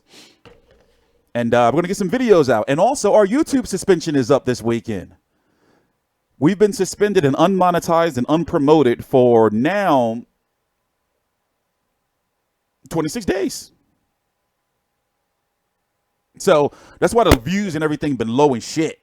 Like we get no promotion from YouTube, no money, no nothing. We made $0 in the last 26 days. So long story short, they was pissed at me. They can't shut me down because I threatened to sue. So I guess they got pissed at me and then suspended me, I guess. But we good now. So this is going to be the first Pacquiao-Broner fight ever. Pacquiao fight ever. I'll be working for free. Yeah, I got my CBD oil, but it's empty. My cartridge is empty. I got the store doesn't open till 11. It's empty.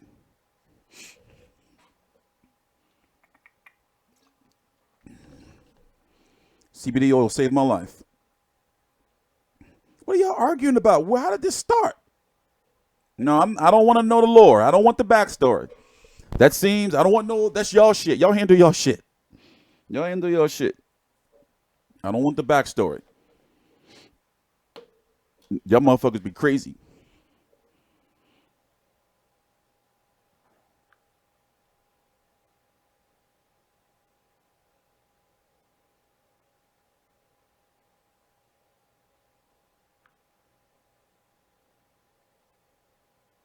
I'm hearing shit falling and everything. I really got to take out this trash though. So I heard the trash truck go up. They usually go the long way around. So I'm gonna have to put out in the motherfucking front. Hope my trash cans don't blow down the street. I don't know. Watch it. And you found out what was up. Our next T Street Uncut, I'm trying to figure out what it's going to do. So we are growing our channel for those who don't know. You don't have to watch. You can unsubscribe. In fact, we lost 50 subscribers last week alone because I was on vacation. People want me to just tuned in. Yeah, the press conference ended already. You can go back in the beginning. What I'm going to do is I have to edit the first half an hour of this video out when I was trying to get the press conference. But if you want to, you can skim through the video and rewind. Basically, it wasn't nothing really, controversial that happened until Bob Arum started talking about Al Heyman. Wasn't no trash talk or anything. Yeah, we're going back to we're going to world news and real news. We don't do no fake news shit.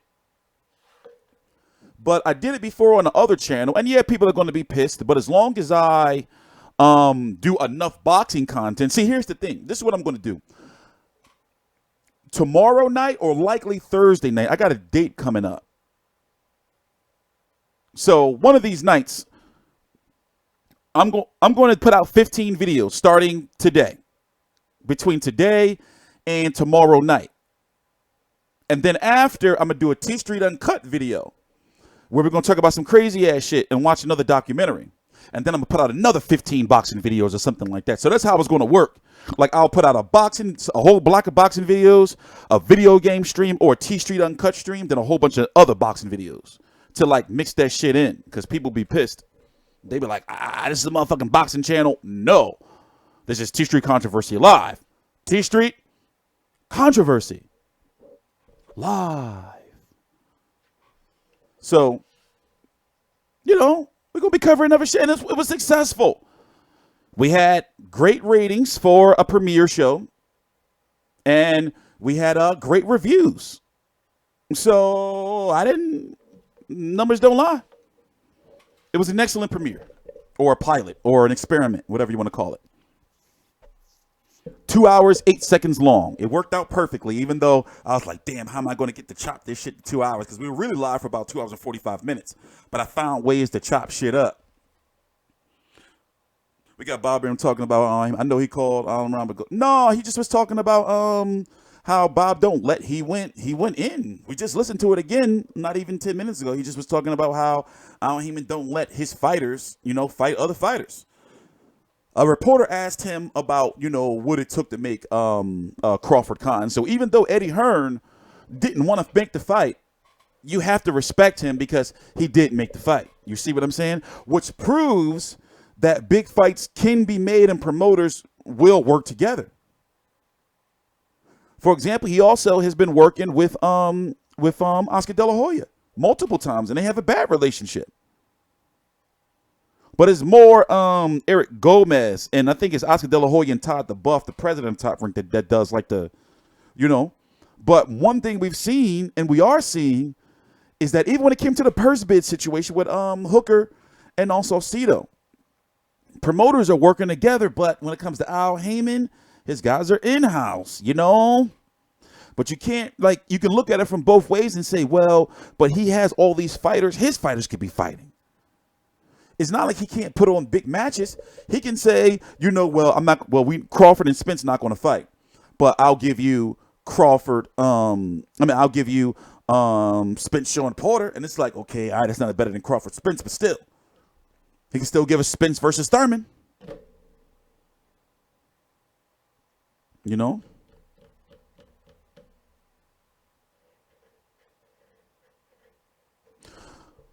Deontay and his team are playing hardball, and right now, who's feeling the pressure? Not Deontay Wilder, it's Eddie Hearn's side, because they have a big obligation to fulfill with AJ, and now Dylan White knows the deal, and Dylan White is like, nah, y'all got to give me some more money now.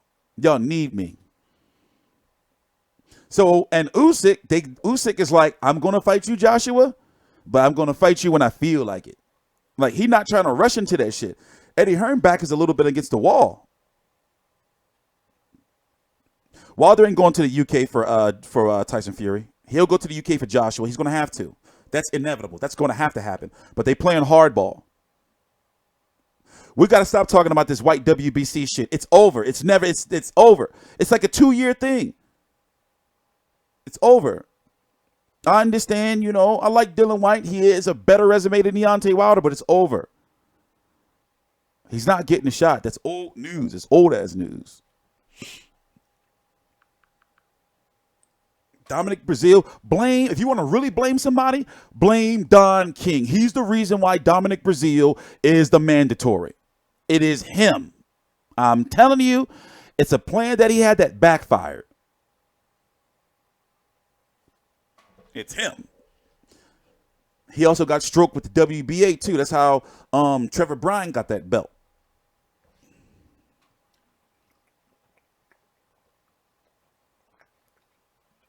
Don King is like the godfather to the WBC. You can blame Suleiman because Don King is his godfather. Did you notice Don King fighters like Amir, Charles Hatley get their title shots? Bermain Stavern? And you'd be like, where'd this come from? How? How'd he get up in the ranking so fast? What's going on? But that's some inside information for you. In fact, you know where that information came from? Rick Glosser. I mean, he ain't tell me all the shit because you know he cool without him. We got a good relationship, but I know his shit and he know my shit. You know, so I don't even though, basically, he's very credible. Very credible. Stavern is going to be popping up on ESPN soon. Whenever he's still trying to get out of the Don King situation. He's with Jay Prince.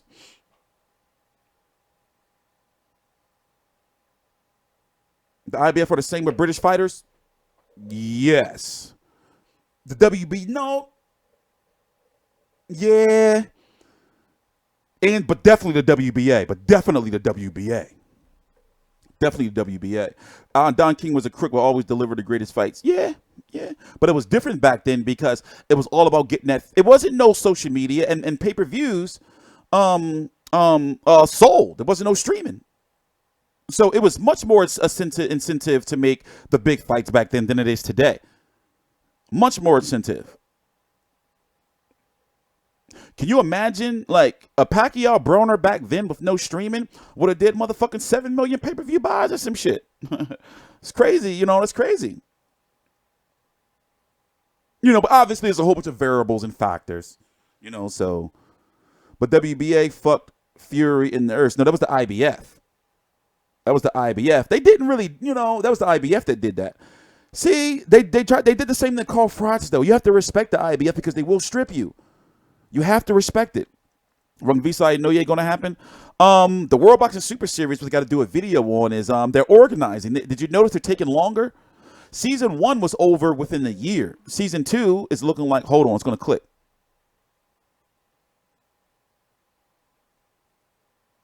Season 2 looked like it's not going to be over for another year and a half, another year. Basically, it's been going on. It's going to go on for a year and a half. So, World Boxing Super Series Season 2 is supposed to start up and again in April or May. And I'm not going to say I think they are doing the right thing and making sure they do this shit right. It was too many empty seats. They was giving the fights away for free. You know, yeah, they had them over here on the zone, but they was basically giving them shits out for free. IFL was getting them. I could have streamed one of them, but I didn't want to do it. I was like, I'm not going to do that shit to them. They was giving them fights away for free. I didn't talk about it because I'm like, damn, they in trouble. Like, they was giving them shits away for free. We could have streamed. Which one we could have streamed? Though now I think we could have streamed that on the channel. That's another thing we're doing in the future. We're securing the rights to fights. But right now, website's got to be in order. We got writers. We have to get this store fully operational. That stuff is later on down the line. I'm talking about later on this year. We're going to stream our first fight on this channel this summer. We're going to stream a fight on this channel this summer. We're going to pick up the rights to a fight this summer. I'm telling you.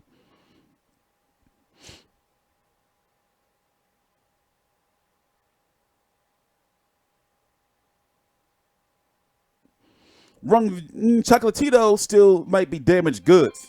What the fuck is that calling me? I think this is a bill collector. Hold on.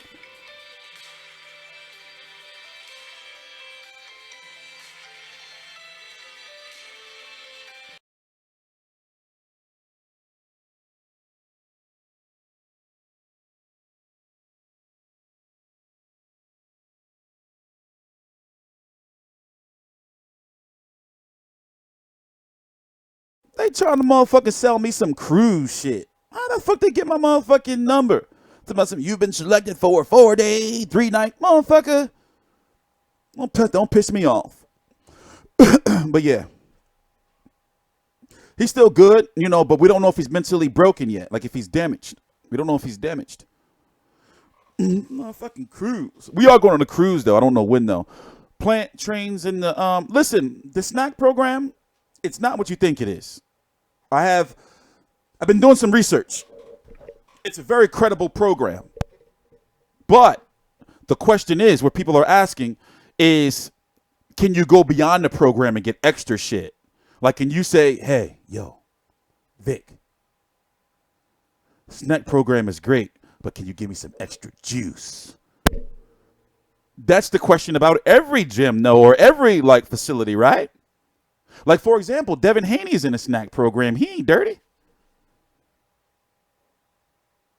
So that's the question. Now, with Willie Monroe, I got a chance to research a little bit, and I think Willie Monroe's a muscular dude. I don't, in my honest opinion, in my honest to God opinion, it looks like people assume or thinking that, oh, Willie Monroe was juicing it because he don't got no power. He wanted some extra power against a Charlo. That could be true, but it's all speculation and allegations. But he's a muscular type dude, and the story that was put out is that he took some old over-the-counter GNC shit. And it's like, you should know better. So Victor Conti, he was quiet for a little minute, and people were like, yo, why he ain't putting out no shit on Twitter? He finally put out something, and it was like, you know, he was like, listen, I didn't condone that shit. You know? He took some old over-the-counter shit. I didn't condone it. Boxers, you can't just go somewhere. You can't really, I think, like, boxers can't eat certain shit. They can't eat shit. They can't just go to fucking Chipotle. I don't know. I'm still learning that stuff, but I wouldn't want my boxer thing going to any fast food restaurants. Period. Isn't it like, you know, Victor Conti doesn't want to go back to prison. He's too old for that shit. Yeah, it's you know, it's complex. However, don't get it twisted. He is a steroid PD god, guru. But people do change, even though he's got that stigma. Until something comes out, I'm going to believe that he's clean because he's a big supporter of VADA. So which means that he kind of works with VADA in a way, I guess maybe as a consultant. Something, you know, letting them know, like, well, you know, fighters, you know how you talk, well, you know, fighters can do this and use this drug to try to hide this, and that's the way that sometimes they do this.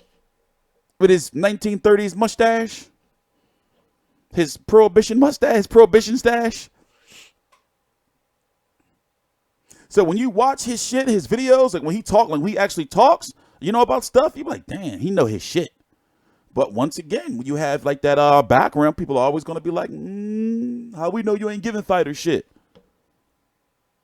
But in his situation, since people look at him that way and know his past, he can't be dirty. He can't be doing no shit. Y'all can't been talking about motherfucking ostrich meat for fucking 2 hours. I do want to try some ostrich meat. Pause. I don't know what I'm getting or cooking today. My pop, man, he be having these weird diets. We can't eat certain stuff. Or I be having to cook extra food. Motherfucking ostrich meat. Full of EPO. How many motherfucking ostrich did you eat? Y'all just eating ostrich meat every day? Y'all just can come across it? Where are you from, Dan? You can just come across ostrich. Like he's like, yeah, I had some of that shit yesterday. I had an ostrich cheese steak. Fried onion, salt, pepper, ketchup. We're ending the stream. I'm going to take an hour off and come back and do my block of videos. So, main ones are going to be first, Pac Broner Fight Week, Andre versus Akavov, and Jennings versus Rivas. And then we're going to move on to the undercards, Bado Jack versus Marcus Brown. Then we're going to go on to Amanda Serrano. I got to get her video out because we cover all women's boxing, of course. And it's going to be a whole bunch of preview videos. Just preview videos. I'm going to shorten them up because since I got so many videos to do, I'm going to try to keep them all under 10 minutes, between 7 to 10 minutes. You know, so to make sure we exert our dominance. Numbers been low. We've been bullshitting. So we got to get shit together. Put our foot down because, as you know, not to boast, but we've worked very hard to be the #1 post-fight reviewer on YouTube. That's our shit. That's our niche. We got that. So this weekend, y'all know how we get down with them. Listen, they're crawling out the cracks right now. The Pacquiao fans, when you're airing a documentary, I don't know. Not until I get at least 15 videos out, boxing videos. So probably between sometime tomorrow night. It's going to be late. It's going to be late. No, we got a lot of live streams this week. Remember, tomorrow is the Andre Akavov press conference. That's tomorrow morning, tomorrow afternoon. Wednesday is the undercard media. No, Thursday is the Pac Broner final press conference. We're streaming every day. We got the weigh-ins. We're streaming every day this week. And then after the fight, of course, post-fight press conference. So we've got a good, we're streaming every day this week. And next week is Thurman Lopez. So, yeah, we're streaming every day this week. Oh, the Pac fans are coming out the woodworks. They're coming out the woodworks. They're going to be all over. You think they're going to be all over the internet on Friday? Friday and Saturday? Oh, my God. Sunday? They're going to be all over the internet. They're going to be all over it. Y'all know how they get down in the comments. Y'all know how they get down. Y'all know how they get down. Y'all know how they get down. It's gonna be crazy and shit. So I'm expecting Saturday night. Usually, it's always like that after big fights, especially with the time difference, because Pac Broner will be ending in the morning over there. Correct? I forgot how the Philippine. I'm tired. So it's gonna be about fucking at least 1,000 people watching. And they be talking a whole bunch of shit. Because they think like I'm like racist and shit. They could be talking a whole bunch of shit. So I'm preparing for them. So the weigh-in is Friday, and it's going to be on Showtime, the actual channel Showtime. You know, they're milking this. I don't know if it's going to be on social media. Because if they're putting on the channel Showtime, there's money involved. So I don't know if they're going to, the other weigh-ins, they put them shits on YouTube. Wilder Fury wasn't even on Showtime. That shit was on YouTube. But they put this one on Showtime. So we're going to be streaming that, obviously.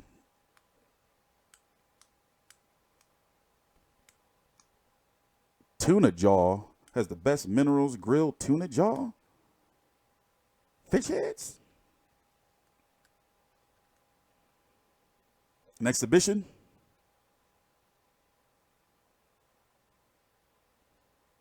I don't know, man. I just hope Broner looked good at the media workout last night. Here, let me do this shit now. I'm gonna try to pull up the media workout for y'all last night. Showtime. I don't know what's up with them. It's weird with them. Like, they pick and choose with videos, like they let of mine stay up. Like, for example, we already know this weekend I gotta do exactly two Pac Broner post-fight videos, one with highlights and one without. But one, basically, I'm gonna be honest with you, we trying to set them up because they did me dirty with Wilder Fury. So now we're gonna make sure that all our shit falls into fair use and see if they block it. And then I was told, like, to call a lawyer dude and, you know, try to sue him and shit. But I'm not gonna do it. I'm not gonna do it. But I hope they just let me listen. Nothing we're doing here is illegal. It's just that we're the first persons doing it. So therefore, it's like resistance. You know, it's like it's resistance. They're like, we don't like he's doing it. You know, then everybody else gonna start doing it. I get it. I'm not fucking stupid. So they're trying to make an example out of me. Ain't gonna happen, Captain.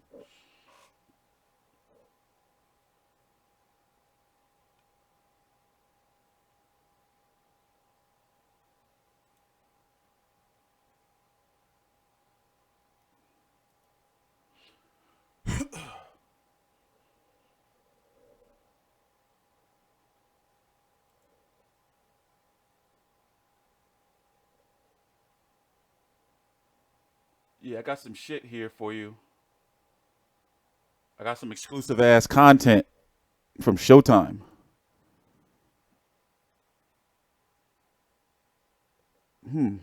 CBS, actually.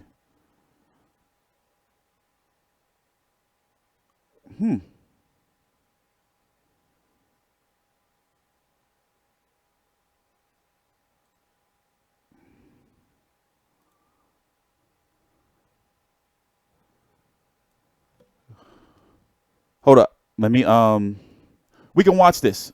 We can watch this. Let me should I download this? Let me see, can I put it up here? I think this is from yesterday.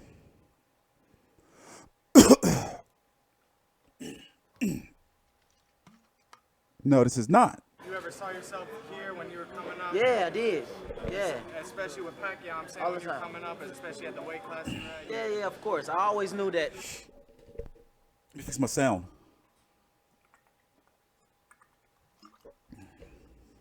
That one day.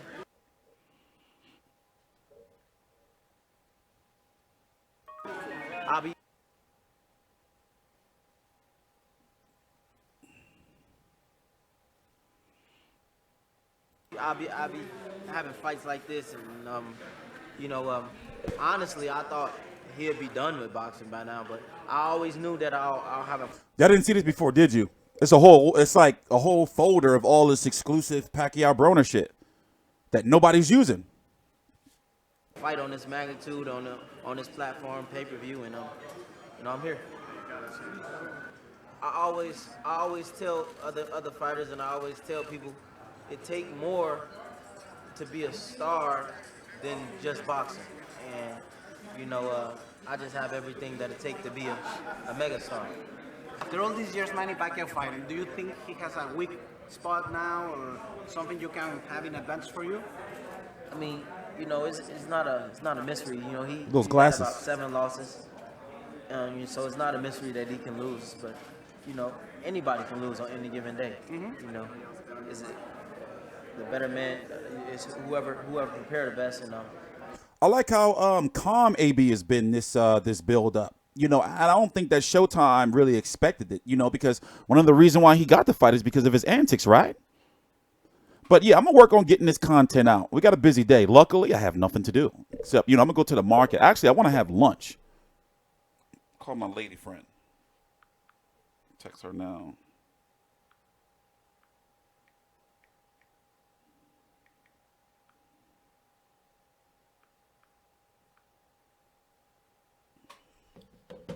But let me see if I can find some more for you. I have a whole bunch of, like I said, just a whole folder of motherfucking content here. I'm gonna watch his opponent's fights. Rashid Warren opponent's fights. Nordin Obali. I gotta watch. This is for the only belt that's not in the World Boxing Super Series 118-pound tournament. I've seen him fight before, but I forgot how he fights. So I'm really, really interested. This is actually the second fight. I'm more interested in this fight than I am for Marcus Brown and Badu Jack. All footage cleared for you. Oh yeah, we good. So I got a whole bunch of shit like this that we're going to be getting out. Rashid Baby Pit Warren. I go full screen.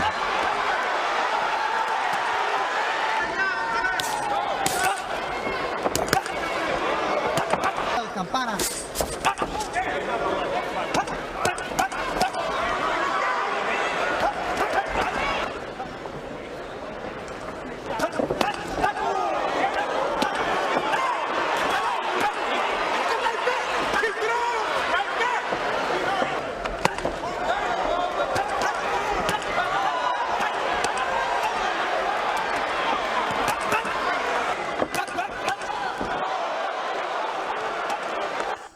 The guy's a can. They send you this type of stuff for big fights to the media for you to put on your websites and like to promote and all that type of stuff. You know, so of course they're not going to send you no stuff to show that he like in trouble and shit. They're going to send like, you know, the fluff material is what I call it.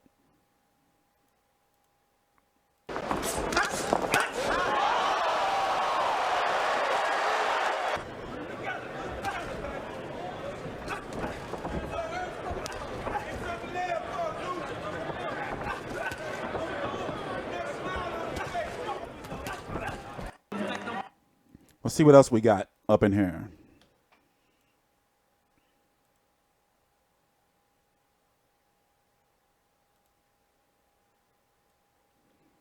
Could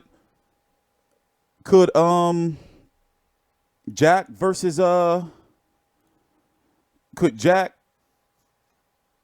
Brown end in the draw? Battle Jack going to hand Marcus Brown his first draw?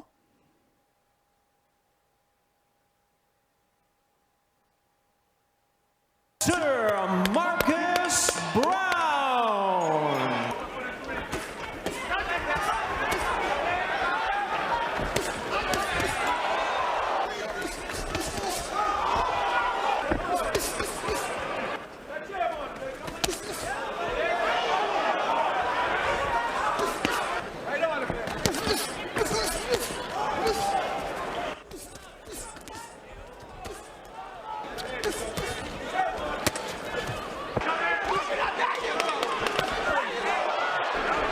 Top dog.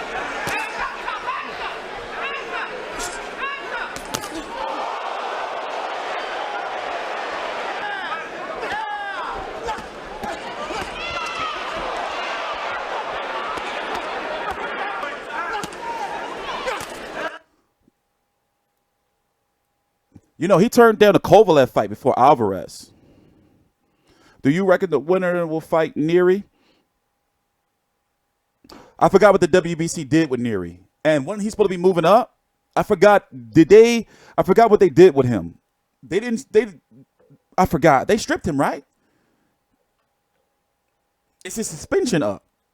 His suspension should be up.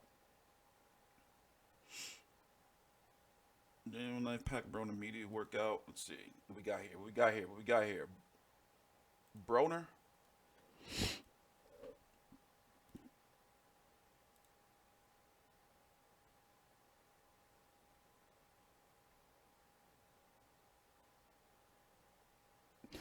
They tell you like when you can use it and when you can't, pretty much. I almost got in trouble a few years ago because I didn't take the footage down in time. I did get in trouble. What's up? They contacted me. It's a guy right here, Matt Donovan. He contacted me and was like, yo, take that shit down. I was like, bro, all right. What's up? Everybody about to ask the same question. What's up?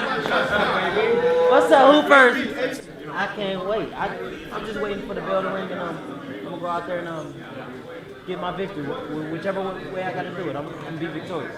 Every fight's a competitive fight. It's how you make the fight. We warriors, and I take nothing from them. This is what we're going to do. We're going to end this stream. We have to do a whole hour-long Pac Broner preview. How's that sound? Straight hour-long Pac Broner preview.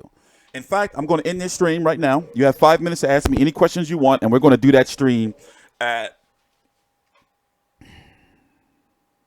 2 p.m.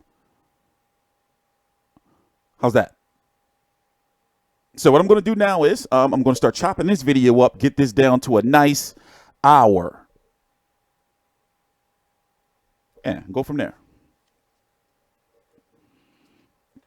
So if y'all want to chill, the Pac Broner stream is not meant to be like a stream where I want a lot of people to watch.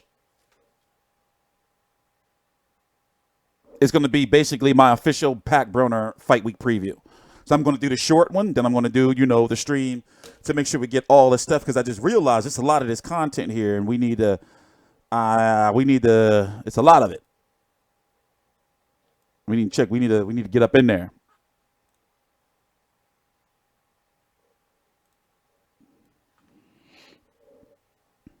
And we have rights to watch all of this, so we got to get it popping. Manny Pac-Man Pacquiao. Nope.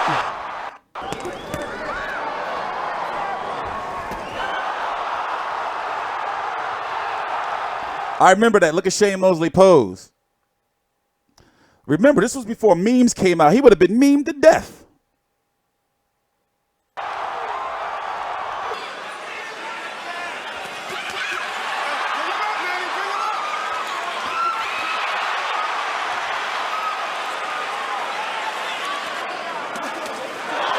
Whoa! Floyd was done.